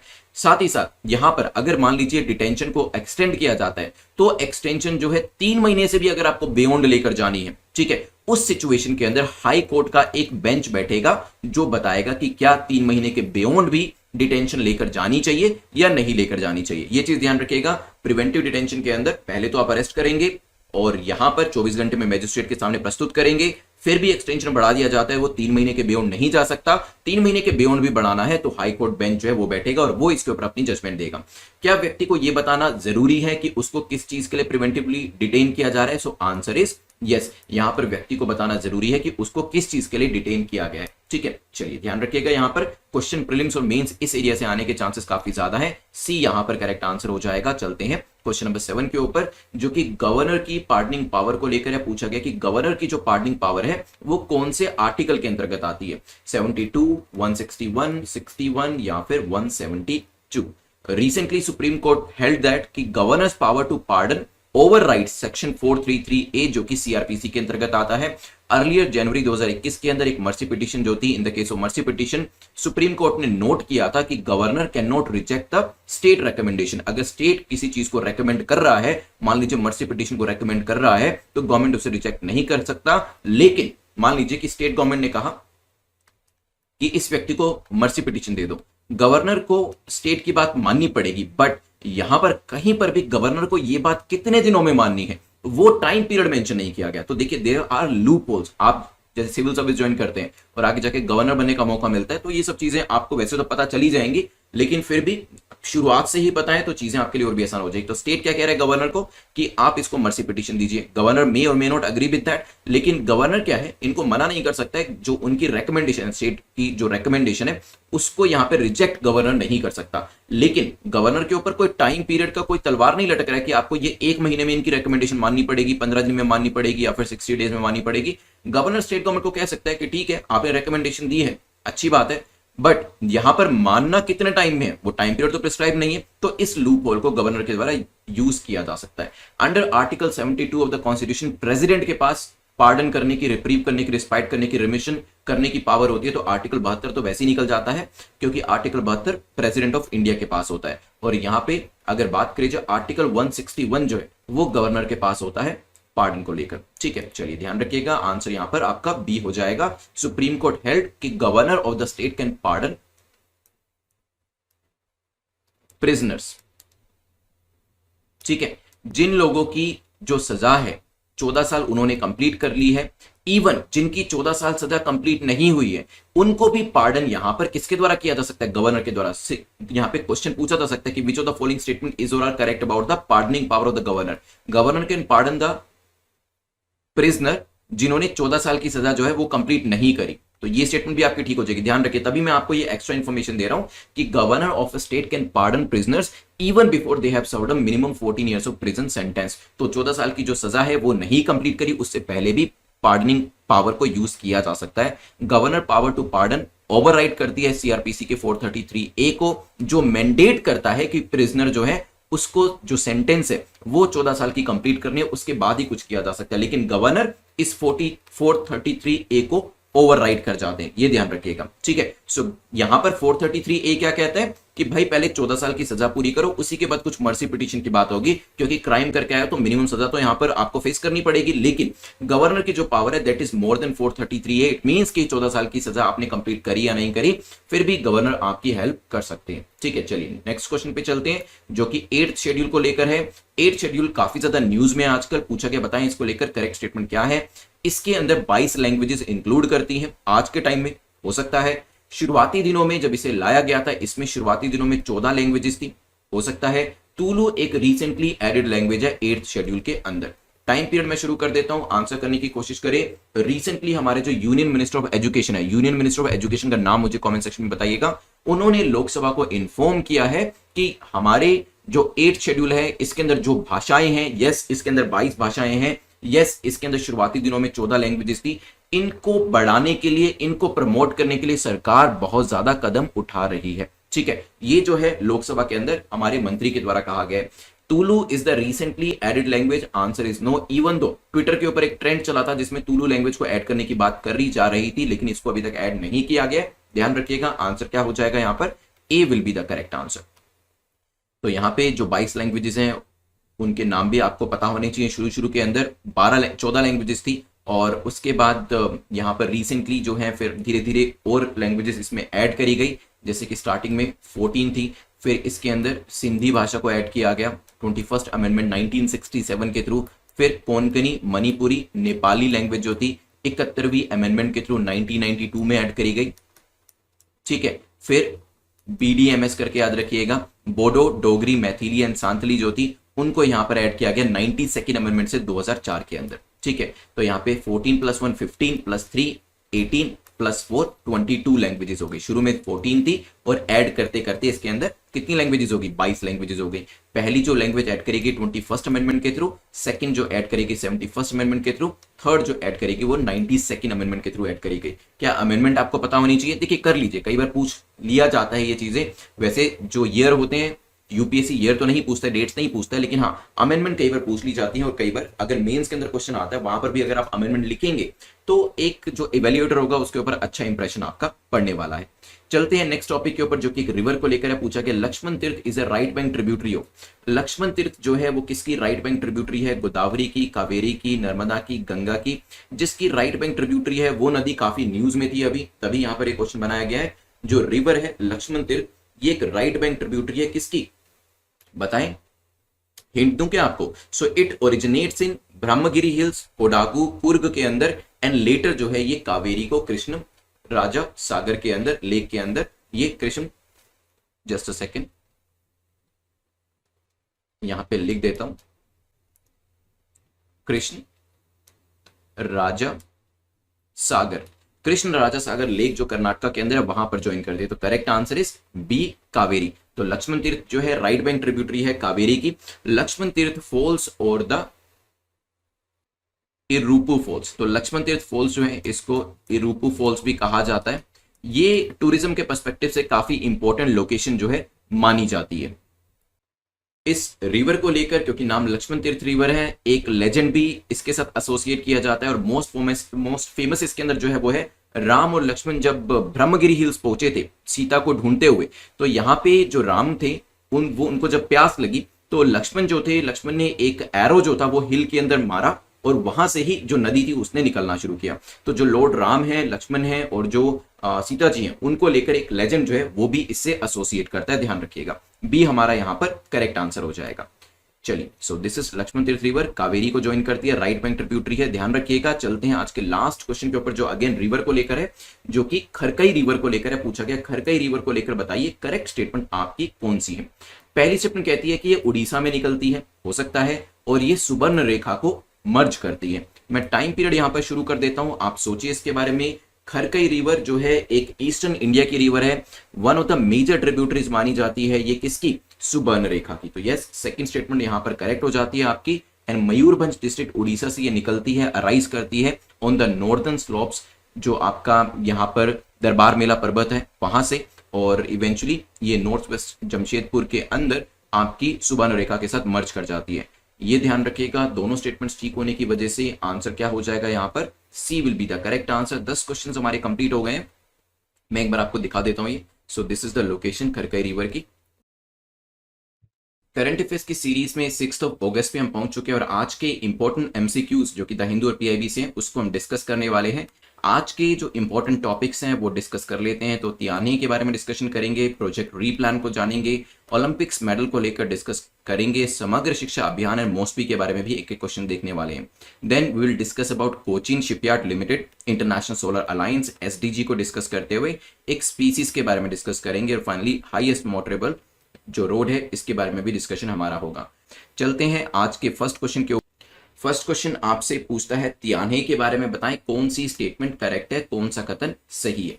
पहली स्टेटमेंट कहती है it is a part of international space station, ये इंटरनेशनल स्पेस स्टेशन का पार्ट है, ये टी शेप स्टेशन को जाकर कनेक्ट करेगा, ये भी हो सकता है। And the station will operate in the low earth orbit at an altitude from 340 kilometre to 450 kilometre. तो ये जो ऊंचाई है वो बताई है कि लो अर्थ ऑर्बिट में स्टेशन कहां पर लोकेट करता है। टाइम पीरियड जो 10 सेकंड्स का है वो मैं शुरू कर देता हूं, जल्दी से बताएं क्या आंसर होगा। यहाँ पे तियाने मॉड्यूल जो है कुछ टाइम पहले भी न्यूज में था, अभी भी इसको लेकर एक आर्टिकल आया था। तो चाइना ने जो तियाने है इसको लॉन्च किया था, एंड तियाने जो था वो एक कोर मॉड्यूल था, किस चीज के लिए, क्योंकि चाइनीज अपना स्पेस स्टेशन बना रहे हैं, क्योंकि चाइनीज जो थे इंटरनेशनल स्पेस स्टेशन को एक्सेस नहीं कर पा रहे थे, यूनाइटेड स्टेट्स ने उनको रोक दिया था एक्सेस करने से, और वहीं पे चाइना ने डिसाइड किया कि ठीक है अब हमें इंटरनेशनल स्पेस स्टेशन यूज नहीं करने दे रहे हैं, तो हम अपना स्पेस स्टेशन जो है वो यहां पर बना लेंगे। और यहां पर इंटरनेशनल स्पेस स्टेशन जो है किस किस के द्वारा बनाया गया था, रोसकॉस्मोस रशियन एजेंसी उसमें शामिल थी, उसके अंदर यूनाइटेड स्टेट्स की एजेंसी शामिल थी, यूरोपियन स्पेस एजेंसी शामिल थी, जापानीज की जाक्सा शामिल थी, और कनाडा की जो कैनेडियन स्पेस एजेंसी है सीएसए वो भी उसके अंदर शामिल थी। तो यहां पर चाइनीज को एंट्री नहीं दी गई, इसी वजह से चाइनीज जो थे अपना स्पेस स्टेशन बना रहे थे, और अभी तो रशिया ने भी कुछ दिन पहले अनाउंस किया था कि वो भी अपना स्पेस स्टेशन जो है बनाना शुरू करेंगे काफी जल्दी। और इसी स्पेस स्टेशन के अंदर एक इंपॉर्टेंट मॉड्यूल, क्योंकि देखिए जब एक स्पेस स्टेशन बनाया जाता है उसके अंदर अलग अलग मॉड्यूल्स होते हैं जो अलग अलग काम को करने के लिए बनाए जाते हैं, ठीक है। तो यहां पर जो है तियाने जो है एक मॉड्यूल जो है वो ऐड किया जा रहा है टी शेप स्टेशन, क्योंकि जो यहाँ पे चाइनीज स्टेशन है मैं भी आपको दिखाने वाला हूं इमेज के अंदर, उसकी जो शेप है वो टी के आकार की है, ठीक है। और वो कहां पर रखा जाएगा, वो लो अर्थ ऑर्बिट में 340 से 450 किलोमीटर की ऊंचाई पे रखा जाएगा। क्या ये इंटरनेशनल स्पेस स्टेशन का पार्ट होने वाला है, आंसर इज नो। ये किसका पार्ट रहेगा, चाइनीज स्पेस स्टेशन का पार्ट रहेगा, ध्यान रखिएगा, ठीक है। चलिए, तो आंसर क्या हो जाएगा यहाँ पर, C will be the correct answer, क्योंकि पहली स्टेटमेंट इनकरेक्ट है, बाकी दोनों करेक्ट है। यहां पर देखिए ये टी शेप का आपका मॉड्यूल है, तियाने जो है ये मेजर मॉड्यूल है, और ये लिविंग एरिया है, क्योंकि देखिए एस्ट्रोनॉट्स यहां पर जाएंगे, एस्ट्रोनॉट्स के रहने की जगह होगी, एक जगह होगी जहां पर वो अपने रिसर्च एक्सपेरिमेंटेशन करेंगे। जैसे यहां पर देखिए आप, let me change the colour of the pen, उससे आपको क्लियर दिखाई देगा। ये जो दो मॉड्यूल्स हैं यहां पर सारे एक्सपेरिमेंटेशन किए जाएंगे, ये लिविंग एरिया रहेगा। जैसे घर पे भी होता है ना, घर में आपकी स्टडी अलग होती है जहां पे आप स्टडी करते हैं, घर का लिविंग एरिया अलग होता है, बेडरूम अलग होता है, उसी तरीके से यहां पर भी ये लिविंग एरिया है तियाने, जो कि अभी भेजा गया है, ठीक है। तो इसके बारे में ध्यान रखिएगा। चलते हैं नेक्स्ट टॉपिक के ऊपर, जो कि प्रोजेक्ट रीप्लान को लेकर है। पूछा गया प्रोजेक्ट रीप्लान जो है ये किससे रिलेट करता है, क्या ये ऑयल गैस से रिलेट करता है, प्लास्टिक से, एग्रीकल्चर से, या फिर स्टील से। 10 सेकंड्स में शुरू कर देता हूं आपके, सोचिए इसके बारे में। Recently KVIC khadi and village industries commission ने पेटेंट रजिस्ट्रेशन लिया है for its innovative plastic mixed handmade paper जो कि इनके द्वारा डेवलप किया गया। ठीक है, तो प्लास्टिक को मिक्स करके एक हैंडमेड पेपर जो है इनके द्वारा डेवलप किया गया है और उसको लेकर जो पेटेंट है वो भी यहाँ पे KVIC khadi village industry commission के द्वारा ले लिया गया, ध्यान रखिएगा। ठीक है, इससे क्या होगा, देखिए जब यहाँ पर पेपर और प्लास्टिक को मिक्स किया जाएगा तो आप एक ऐसा बैग बना पाएंगे जिसमें दोनों एलिमेंट रहने वाले हैं। अभी तक क्या होता था, अभी तक हम प्लास्टिक बैग यूज करते थे, अभी कैसे बैग यूज करेंगे, पेपर प्लास्टिक बैग यूज करेंगे। तो कहीं ना कहीं प्लास्टिक का जो इस्तेमाल है वो यहां पर काफी कम हो जाएगा। ठीक है, और प्लास्टिक के इस्तेमाल को ही कम करने के लिए प्रोजेक्ट रीप्लान जो है उसे लेकर आया गया है and this is associated with plastic. Answer क्या हो जाएगा, B will be the correct answer. Exam में ऐसा भी पूछा जा सकता है कि ये किसके द्वारा लेकर आया गया, तो वहां पर अलग अलग मंत्रालयों के नाम और एजेंसीज के नाम दिए जा सकते हैं, but KVIC will be the correct answer. यहां पे पढ़िए, the patent certificate it is issued to KVIC Kumarappa national handmade paper institute Jaipur on 2 August 2021 by the controller of patent intellectual property of India. Plastic mixed handmade paper जो है इसे develop किया गया किसके अंदर, प्रोजेक्ट रीप्लान के अंदर, जिसका मतलब है reducing plastic for nature, reducing plastic from nature, ध्यान रखिएगा। The invention is aligned with, किससे अलाइन करती है, प्राइम मिनिस्टर की जो गोल थी for fighting the menace of single use plastic.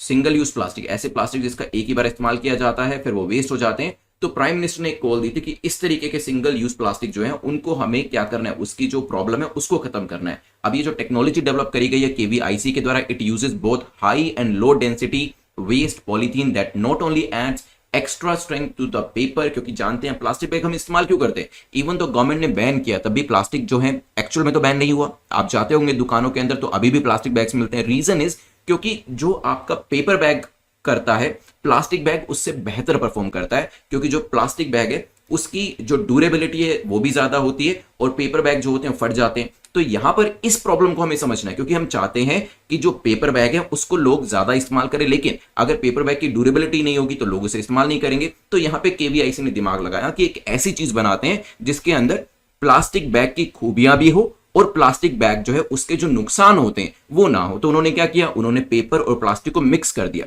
उससे क्या होगा, प्लास्टिक का यूटिलाइजेशन कम हो जाएगा, लेकिन जो आपका बैग होगा उसकी स्ट्रेंथ ज्यादा होगी ताकि आप उसका लंबे समय तक के लिए इस्तेमाल भी कर पाए। ठीक है, चलिए ध्यान रखिएगा इसके बारे में। चलते हैं नेक्स्ट टॉपिक के ऊपर। क्वेश्चन नंबर 3 जो है इंडियन हॉकी को लेकर है, पूछा गया इंडियन हॉकी को लेकर बताइए करेक्ट स्टेटमेंट कौन सी है। वैसे स्पोर्ट्स के क्वेश्चन यूपीएससी के अंदर तो कम ही पूछे जाते हैं, पीसीएस के अंदर चाहे यूपी पीसीएस हो, एमपी पीसीएस हो या फिर हरियाणा का पीसीएस आने वाला है अभी, या दूसरे पीसीएस एग्जाम्स होते हैं, वहां पर इस तरीके के क्वेश्चन आपको काफी ज्यादा स्ट्रेट फॉरवर्ड क्वेश्चन, एक क्वेश्चन नीचे 4 ऑप्शन करके दिए जाते हैं। तो या फिर दूसरे एग्जाम की ईपीएफओ की तैयारी कर रहे हैं, किसी दूसरे एग्जाम की तैयारी कर रहे हैं, वहां पर भी पूछे जाते हैं। लेकिन हाँ, कई बार यूपीएससी के अंदर भी क्वेश्चन पूछ लिया जाता है, खास तौर पे क्योंकि ओलंपिक्स जो है वो चल रहे हैं। यहां पर पहली स्टेटमेंट कहती है last time India one any medal in Olympic was gold. तो यहाँ पे इंडियन हॉकी की बात करी जा रही है। लास्ट टाइम जब इंडियन हॉकी की बात करी गई थी तो हमने लास्ट टाइम जब मेडल जीता था वो क्या जीता था, गोल्ड जीता था। हो सकता है लास्ट मेडल जो जीता गया था यहाँ पर मॉस्को में जीता गया था, ये भी हो सकता है। दिस टाइम जो हमने मेडल जीता है वो है ब्रॉन्ज और वो हमने टोक्यो में जीता है, ये भी हो सकता है। टाइम पीरियड में शुरू कर देता हूं। 3 फैक्चुअल चीजें दी हैं आपको प्रेजेंट ओलंपिक को लेकर और पुराने ओलंपिक को लेकर, जिसमें यह भी आपको पूछा गया है कि हॉकी को लेकर हमने पहले कौन से मेडल जीते और कौन सी लोकेशन पे जीते। ठीक है, चलिए तो यहां पे मैं आपको वैसे एक पूरा दिखाने वाला हूं कि कब कब हमने कौन कौन से मेडल जीते। लेकिन हाँ, लास्ट टाइम 1980 के अंदर हमने ओलंपिक गोल्ड मेडल जीता था हॉकी के अंदर, और जो लास्ट मेडल था वो मॉस्को ओलंपिक्स के अंदर जीता गया था। ठीक है, the time India has one this time क्या जीता है हमने, ब्रॉन्ज जीता है टोक्यो के अंदर। तीनों स्टेटमेंट ठीक हो जाती है। यहां पर देखिए एक बार, सो यहाँ पे थोड़ा सा बड़ा कर देता हूं इसको, India's men's hockey medal wins at the Olympic. तो यहाँ पे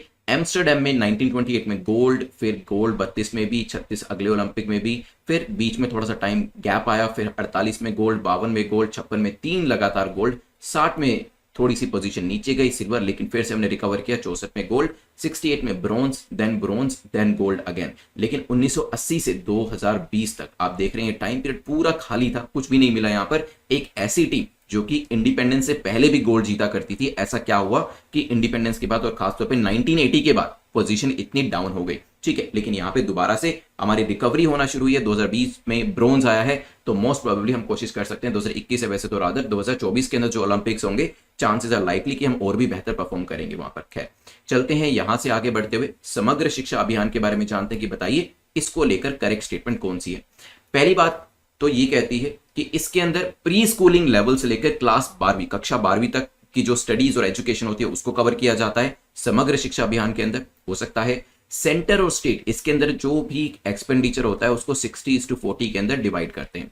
तो टाइम पीरियड मैंने यहाँ पर आपका शुरू कर दिया है, जल्दी से मुझे बताएं क्या आंसर होगा, फिर करते हैं डिस्कशन इसको लेकर। क्योंकि अभी हुआ क्या है, recently cabinet committee on economic affair ने अप्रूव किया है कॉन्टिन्यूएशन ऑफ द रिवाइज्ड समग्र शिक्षा अभियान। तो समग्र शिक्षा अभियान को पहले तो रिवाइज किया गया और कहा गया कि ये 2021-22 से लेकर 2025-26 तक कंटिन्यू रहने वाला है और टोटल फाइनेंशियल आउटले इसको 3 लाख करोड़ के आसपास का दिया जाएगा, जिसमें सेंटर का शेयर जो रहेगा 1.85 ऑलमोस्ट 2 लाख करोड़ के आसपास का रहने वाला है। ठीक है, तो यस यहाँ पे 60:40 की शेयरिंग रहती है, ध्यान रखिएगा, और प्री स्कूल से कक्षा 12वीं तक को कवर किया जाता है। So C will be the correct answer. दोनों स्टेटमेंट यहाँ पर ठीक हो जाती है। लास्ट टाइम जब हमने डिस्कस किया था समग्र शिक्षा अभियान के बारे में, मैंने आपको बताया था कि 3 इंपॉर्टेंट प्लान्स जो थे वो इसके अंदर सबस्यूम करे गए थे। समग्र शिक्षा अभियान के अंदर 3 प्लान्स को सबस्यूम किया गया था, इसको मिलाया गया था। पहला कौन सा था, दूसरा कौन सा था और तीसरा कौन सा था, मुझे कमेंट सेक्शन में बताइएगा। इससे यह भी पता चलेगा कि जो पुरानी चीजें हम पढ़ रहे हैं कहीं उसको भूलते तो नहीं जा रहे, क्योंकि वो चीज नहीं होनी चाहिए, क्योंकि पुरानी चीजों को भूलेंगे नई चीजों को पढ़ने के चक्कर में तो कहीं ना कहीं एग्जाम में वो हमारे अगेंस्ट में जा सकता है। तो मुझे जल्दी से बताइएगा, याद नहीं है तो चाहें तो गूगल का भी सहारा ले सकते हैं। चलिए, द मेजर इंटरवेंशन की बात करें जो कि स्कीम के अंदर प्रपोज करी गई है, सबसे पहले तो बात करी गई है कि यूनिवर्सल एक्सेस देना है हमें यहां पर स्टूडेंट्स को, इंफ्रास्ट्रक्चर डेवलपमेंट करना है और साथ ही साथ हमें बेसिक जो आपकी एजुकेशन होती है जिसमें लिटरेसी और न्यूमरेसी शामिल है ये यहां पर बच्चों को प्रोवाइड करनी है। और खास तौर पे जो बात करी गई इन सब के अलावा, क्योंकि देखिए इंफ्रास्ट्रक्चर की बात करी समझ में आती है, एजुकेशन बेसिक एजुकेशन की बात करी समझ में आती है, लेकिन यहां पर बात करी गई है डिजिटल इनिशिएटिव की भी। क्योंकि आप जानते हैं कोविड के टाइम में जो प्राइवेट स्कूल के बच्चे थे उनके पास तो फैसिलिटीज भी अवेलेबल थी, इंफ्रास्ट्रक्चर भी अवेलेबल था, मोबाइल फोन्स लैपटॉप्स के थ्रू उन्होंने अपनी एजुकेशन को कैरी ऑन किया। बट गवर्नमेंट स्कूल के बच्चों को बहुत ज्यादा परेशानी हुई क्योंकि घरों के अंदर भी इंफ्रास्ट्रक्चर अवेलेबल नहीं था और स्कूल्स के अंदर भी इंफ्रास्ट्रक्चर अवेलेबल नहीं था। ठीक है, वहां पर कुछ डीसीज एंड डीएम्स जो आपके जैसे जो आपका फ्यूचर होने वाला है उन्होंने यहाँ पर काफी अच्छा रोल प्ले किया और जो वहां पर कम्युनिटी रेडियोस थे उनका इस्तेमाल करके सरकारी स्कूल के बच्चों को एजुकेशन प्रोवाइड करनी शुरू करी। खैर, इसके अलावा वोकेशनल एजुकेशन जो है वो भी इसमें शामिल करी जा रही है और स्पोर्ट्स एंड फिजिकल एजुकेशन के ऊपर भी ध्यान दिया जा रहा है, क्योंकि सिर्फ जो स्कूल का मतलब है वो एजुकेशन से रिलेटेड नहीं होना चाहिए, जो आपकी बुकिश नॉलेज होती है, स्पोर्ट्स का जो कंपोनेंट है वो भी इसके अंदर शामिल होना चाहिए। ठीक है, चलिए चलते हैं इससे आगे बढ़ते हुए नेक्स्ट क्वेश्चन को देखते हैं, विच इज क्वेश्चन नंबर 5, जो कि बात कर रहा है 3 स्टेटमेंट्स को लेकर कि बताएं कौन सी स्टेटमेंट यहां पर करेक्ट है। पहली स्टेटमेंट कहती है जो एमपीज होते हैं उनको यहां पर 5 करोड़ रुपए जो है एमपी लेट स्कीम के अंतर्गत दिया जाता है। हो सकता है funds release to district authorities under MPLADS वो लैप्सेबल नहीं होते, मतलब एमपी लेट का जो फंड है वो लैप्स नहीं होता है। ये भी हो सकता है फंड्स जो होते हैं जो आपके अनयूटिलाइज रहते हैं उनको कैरी फॉरवर्ड किया जा सकता है। मैं यहां पर टाइम पीरियड शुरू कर देता हूं, आप आंसर करिएगा, क्योंकि अभी कहा गया है यहां पे एक न्यूज थी इसको लेकर कि half of the belated 2200 crore जो कि अलॉट किए गए थे completing the ongoing MP led project. क्योंकि इसमें क्या होता है, जो एमपीज होते हैं वो अपने क्षेत्र के अंदर कुछ ना कुछ इंफ्रास्ट्रक्चर डेवलप कराते हैं और वहीं पर ही इन्हीं 5 करोड़ रुपए का इस्तेमाल किया जाता है। ठीक है, तो यहां पर बताया गया कि जो 2200 करोड़ रुपए बिलेटेड थे जो अलॉट किए गए थे to complete the ongoing projects in 2020-2021 वो यहां पर लैप्स हो गए। अभी हुआ क्या, देखिए फाइनेंस मिनिस्ट्री ने जो स्टैट्स मिनिस्ट्री थी, स्टैटिस्टिक्स मिनिस्ट्री को कहा कि ये जो स्कीम को लेकर गाइडलाइंस हैं आप इसको टाइटन करिए, ठीक है, थोड़ा स्ट्रिक्ट बनाए, क्योंकि ये चीज पहले भी कही गई थी। और कहा गया कि देखिए मान लीजिए if a work is sanction by an MP और वो वर्क जो है 5 साल तक उस पर कुछ भी नहीं होता है तो वहां पर जो फंडिंग है ऑटोमेटिकली लैप्स हो जाएगी। ये यहां पर गाइडलाइंस के तौर पे बताया गया था। अब आते हैं हम अपने क्वेश्चन के ऊपर। ये तो पूरी इसके अंदर न्यूज थी कि क्या चल रहा है फाइनेंस मिनिस्ट्री, मॉस्पी और एमपी लेट फंड के बीच में।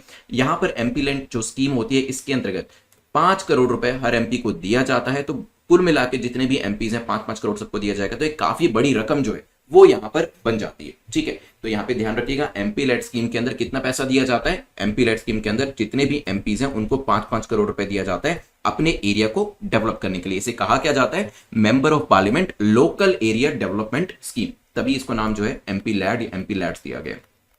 ठीक है, तो पहली स्टेटमेंट ठीक हो जाती है। यहां पे डिस्ट्रिक्ट अथॉरिटीज को जो पैसा दिया जाता है क्या वो लैप्सेबल होता है? ऐसा नहीं है, वो फंड लैप्सेबल नहीं होता है, तो सेकंड स्टेटमेंट भी करेक्ट हो जाती है। मान लीजिए कि एक पर्टिकुलर टाइम पीरियड के अंदर पैसे को इस्तेमाल नहीं किया जा सका, ठीक है, यूज नहीं किया जा सका, तो उस केस में क्या होता है, वो पैसा नेक्स्ट ईयर के लिए कैरी फॉरवर्ड हो जाता है ताकि आप नेक्स्ट ईयर के लिए उस पैसे को इस्तेमाल कर पाए। तीनों स्टेटमेंट ठीक होने की वजह से आंसर क्या हो जाएगा? D will be the correct answer. चलिए, सो आपकी 100 डेज की सीरीज, 50 डेज की series, they are available on exam.netmonk.com, netmonk.com के ऊपर भी अवेलेबल है। आप इनको ज्वाइन कर सकते हैं ताकि अपकमिंग एग्जाम जो है वहां पर आपको काफी ज्यादा हेल्प मिले, बिकॉज ये जो सीरीज है 2021 एग्जाम के लिए आपको काफी ज्यादा हेल्प करेंगी।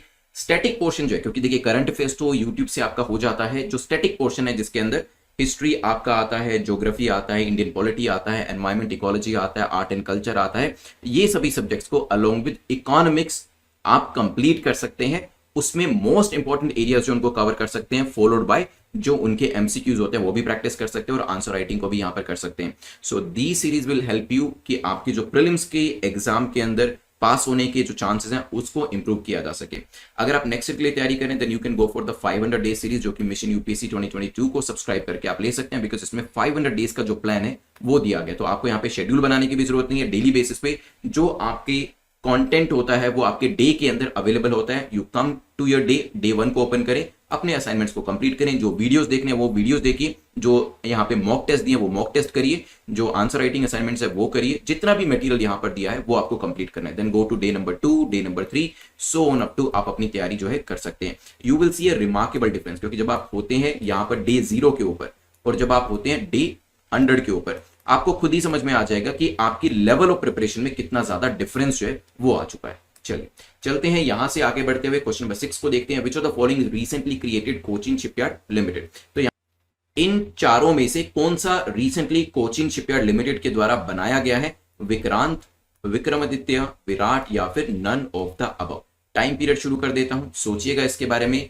Recently prime minister Narendra Modi जो है उन्होंने इंडियन नेवी को और कोचिन शिपयार्ड लिमिटेड को यहां पर कॉन्ग्रेचुलेट किया for the maiden sea trial of India's first indigenous aircraft carrier. India का पहला Indian indigenous aircraft carrier, indigenous aircraft carrier IAC Vikrant. ठीक है, आईएसी विक्रांत जो है काफी दिन से न्यूज में भी है, ध्यान रखिएगा। प्रधानमंत्री ने बधाई दी है इंडियन नेवी को भी और कोचिन शिपयार्ड लिमिटेड को भी, क्योंकि अभी तक जो इस तरीके के हमारे जो एयरक्राफ्ट कैरियर हुआ करते थे वो हम खुद नहीं बनाया करते थे। आपको याद होगा कोई हम रशिया से ले लिया करते थे, फिर उसका जो नाम होता था बदल के उसका नाम विराट रख देते थे या विक्रमादित्य रख देते थे, लेकिन हमारा खुद का कोई नहीं था।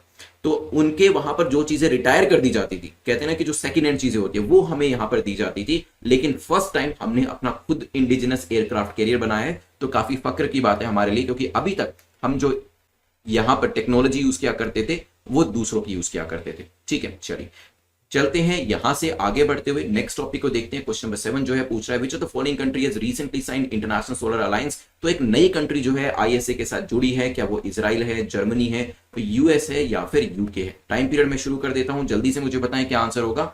Recently, this country has become the 5th country to sign the International Solar Alliance Framework Agreement after amendments to it entered into force on 8 January 2021।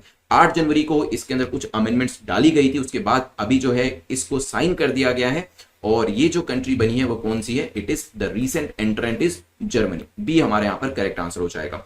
Membership की बात करें, membership to the ISA was earlier limited to 121 countries which were partially, देखिए जो आपकी tropics के बीच में, tropic of cancer and tropic of capricorn के बीच में जो कंट्रीज आती हैं, चाहे वो पूरे तरीके से आए या पार्शियली आए, ठीक है, उन कंट्रीज को यहां पर इस पर्टिकुलर ट्रीटी के अंदर रखा जाता है, आईएसए के अंदर रखा जाता है, जिसमें ऑलमोस्ट 121 कंट्रीज के लिए जगह लिमिटेड करी गई थी। This did not allow major solar energy economies, जैसे कि इसके अंदर हम जर्मनी को नहीं ला पा रहे थे और दूसरी ऐसी कंट्री थी जिनको कि इस कंडीशन की वजह से नहीं ला पा रहे थे। यहां पर क्या किया गया, दिस इनिशिएटिव जो है अभी ओपन अप किया गया दूसरी कंट्रीज के लिए भी, and the initiative was launched by prime minister Narendra Modi, और इसी वजह से हमारे प्रधानमंत्री के द्वारा लेकर आया गया है। तो और भी ज्यादा इंपॉर्टेंट हो जाता है एग्जाम के लिए। At the Indian African summit में नरेंद्र मोदी जी के द्वारा इसे लॉन्च किया गया था, और यहां पर 2015 का वो टाइम था जब United nation climate change conference जो थी, पेरिस कॉन्फ्रेंस, वो वाला टाइम चल रहा था। उससे पहले ही हमारे प्राइम मिनिस्टर ने इसे लॉन्च कर दिया था framework agreement of the international Solar alliance को ओपन किया गया और काफी सारी जो कंट्रीज थी उन्होंने इसे साइन भी किया। ठीक है, इसका हेडक्वार्टर कहां पर है, कोई बता सकता है? सो हेडक्वार्टर इज इन गुरुग्राम। ठीक है, तो हरियाणा गुरुग्राम के अंदर इसका हेडक्वार्टर लोकेट करता है। फिलहाल यहां पर जो आंसर था बी था। चलते हैं यहां से आगे बढ़ते हुए नेक्स्ट टॉपिक को देखते हैं। क्वेश्चन नंबर 8 कहता है लेफ्ट साइड पर आपको सस्टेनेबल डेवलपमेंट गोल्स दिए हैं, राइट साइड पे दिया है कि ये एसडीजी किससे रिलेट करता है। तो यहां पर देखते हैं कि आप इसको बता पाते हैं या नहीं बता पाते। सस्टेनेबल डेवलपमेंट गोल जो 4 है वो जेंडर इक्वालिटी से रिलेट करता है, 5 एजुकेशन से, 8 इंडस्ट्री से। टाइम पीरियड में शुरू कर देता हूं, आप सोचिए इसके बारे में, 10 सेकंड का टाइम आपके पास है। फिर हम यहां पर देखेंगे क्योंकि 17 के 17 सस्टेनेबल डेवलपमेंट गोल जो है वो आपको याद होने चाहिए, क्योंकि एग्जाम में पूछे भी जा सकते हैं और मेंस के अंदर जब आप आंसर लिखेंगे तो वो आपको काफी ज्यादा हेल्प भी करेंगे। जो आप यहां पर सस्टेनेबल डेवलपमेंट गोल, अगर मान लीजिए एजुकेशन से रिलेटेड क्वेश्चन है तो आप सस्टेनेबल डेवलपमेंट गोल नंबर जरूर लिखिएगा। इसी तरीके से इंडस्ट्री के ऊपर क्वेश्चन है, एजुकेशन के ऊपर क्वेश्चन है, जेंडर इक्वालिटी के ऊपर क्वेश्चन है, मरीन सेक्टर को लेकर, क्लाइमेट एक्शन को लेकर, क्योंकि सस्टेनेबल डेवलपमेंट गोल 17 ऐसे गोल्स हैं वो हर उस एरिया से है जहां पर क्वेश्चन यूपीएससी के अंदर बनकर आता है। ठीक है, चलिए तो यहां पर सस्टेनेबल डेवलपमेंट गोल नंबर 4 किससे रिलेट करता है? It relates to education. 5 किससे रिलेट करता है? जेंडर इक्वालिटी से रिलेट करता है। इसी तरीके से अगर मैं आपसे कहूं कि 6 किससे रिलेट करता है? क्लीन वाटर से। और 7 किससे रिलेट करता है? अफोर्डेबल क्लीन एनर्जी से। 8 किससे रिलेट करता है? Decent work and economic growth से। इंडस्ट्री से रिलेट नहीं करता है, तो ये वाला भी गलत हो जाता है क्योंकि इंडस्ट्री का जो गोल है वो गोल नंबर 9 है। तो यहां पे तीनों ही आपके गलत हैं। आंसर क्या हो जाएगा? D will be the correct answer. चलिए एक बार मैं आपको जो ग्राफिक है वो भी दिखा देता हूं। So these are the 17 goals जिनको आपको याद रखना ही रखना है। पॉवर्टी से लेके zero hunger, health, education, equality, clean water, affordable and clean energy, work, industry, inequalities, sustainable development, responsible consumption, climate action, life below water, marine sector, life and land, peace and justice, partnership for the goals. ठीक है, तो यहां पर आप जो numbers हैं उसके साथ उस चीज को जोड़ के देखिएगा। 1 नंबर के साथ पॉवर्टी को जोड़ के देखिएगा, सेकंड के साथ हंगर को एसोसिएट करिएगा, फिर आपको ये सारे याद हो जाएंगे। चलिए चलते हैं यहां से आगे बढ़ते हुए। आईयूसीएन स्टेटस पूछा है Swinhoe's soft shell turtle का। यहां पर क्या ये वल्नरेबल है, क्या ये एंडेंजर्ड है, क्या ये क्रिटिकली एंडेंजर्ड है या फिर लीस्ट कंसर्न है? टाइम पीरियड में शुरू कर देता हूं, बताइए इसके बारे में, फिर करते हैं डिस्कशन इसको लेकर। रिसेंट ईयर्स में देखा गया है lot of efforts have been put by the conservationist ताकि वर्ल्ड के सबसे ज्यादा एंडेंजर्ड टर्टल जिसका नाम है Swinhoe's soft shell turtle, इनको एक्सटिंक्ट होने से बचाया जा सके। ठीक है, animal is also known as Hoan Kiem turtle और Yangtze giant soft shell turtle भी इसे कहा जाता है। In Vietnam these animals have great cultural significance. Vietnam के अंदर कल्चरल सिग्निफिकेंस भी है और जो पीपल हैं, हनोई में रहने वाले जो लोग हैं, वो इस टर्टल की पूजा करते हैं क्योंकि इनको भगवान के बराबर की संज्ञा दी गई।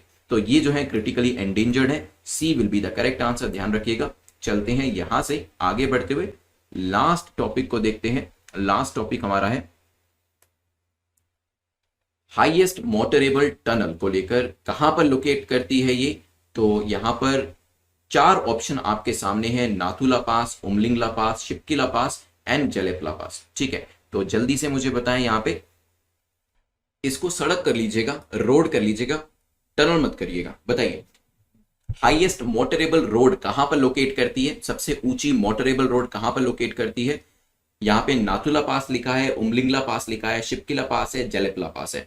रिसेंटली बॉर्डर रोड ऑर्गेनाइजेशन जो है इन्होंने कंस्ट्रक्ट किया है एंड कंप्लीट किया है black topping the world's highest motorable road, जो कि उमलिंगला पास ईस्टर्न लद्दाख के अंदर लोकेट करती है। अब जानते हैं कि चाइना इस तरीके के काम काफी करता है। चाइना जो है बॉर्डर के पास के रीजन को बहुत अच्छे से डेवलप कर रहा है ताकि ऐसी ऐसी सड़कें बना दी जाए ताकि वहां पर अगर टैंक्स को भी लेकर आना है तो वो लेकर आके हमारे ऊपर दबाव बना सके। सो सेम थिंग जो है वो इंडिया भी अब कर रहा है, बेहतर से बेहतर रोड बनाने की कोशिश करी जा रही है ताकि चाइनीज को उन्हीं की भाषा के अंदर जवाब दिया जा सके। खैर, यहाँ पे उमलिंगला पास जो है वो यहाँ पर करेक्ट आंसर हो जाता है। B is the correct answer, eastern Ladakh में लोकेट करती है। और यहां पर ध्यान से एल्टीट्यूड इसका सुनिएगा, जो माउंट एवरेस्ट है उसका कितना आपका जो बेसिकली ऊंचाई है तो 8,848 मीटर, जो कि ऑलमोस्ट 29,000 फीट हो जाता है। ठीक है, और ये जो रोड है ये 19,300 फीट की ऊंचाई पर है। तो अपने आप में देखिए उतना तो ऊंचाई पे नहीं है, डेफिनेटली उतना हो भी नहीं सकता है,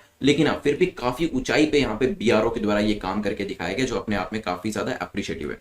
चलिए, इस पूरे लेक्चर की पीडीएफ आपको टेलीग्राम चैनल पे ऊपर मिल जाएगी, जिसका लिंक नीचे डिस्क्रिप्शन में है। Please do like and share the video. Thanks for watching, have a nice day, take care, good bye.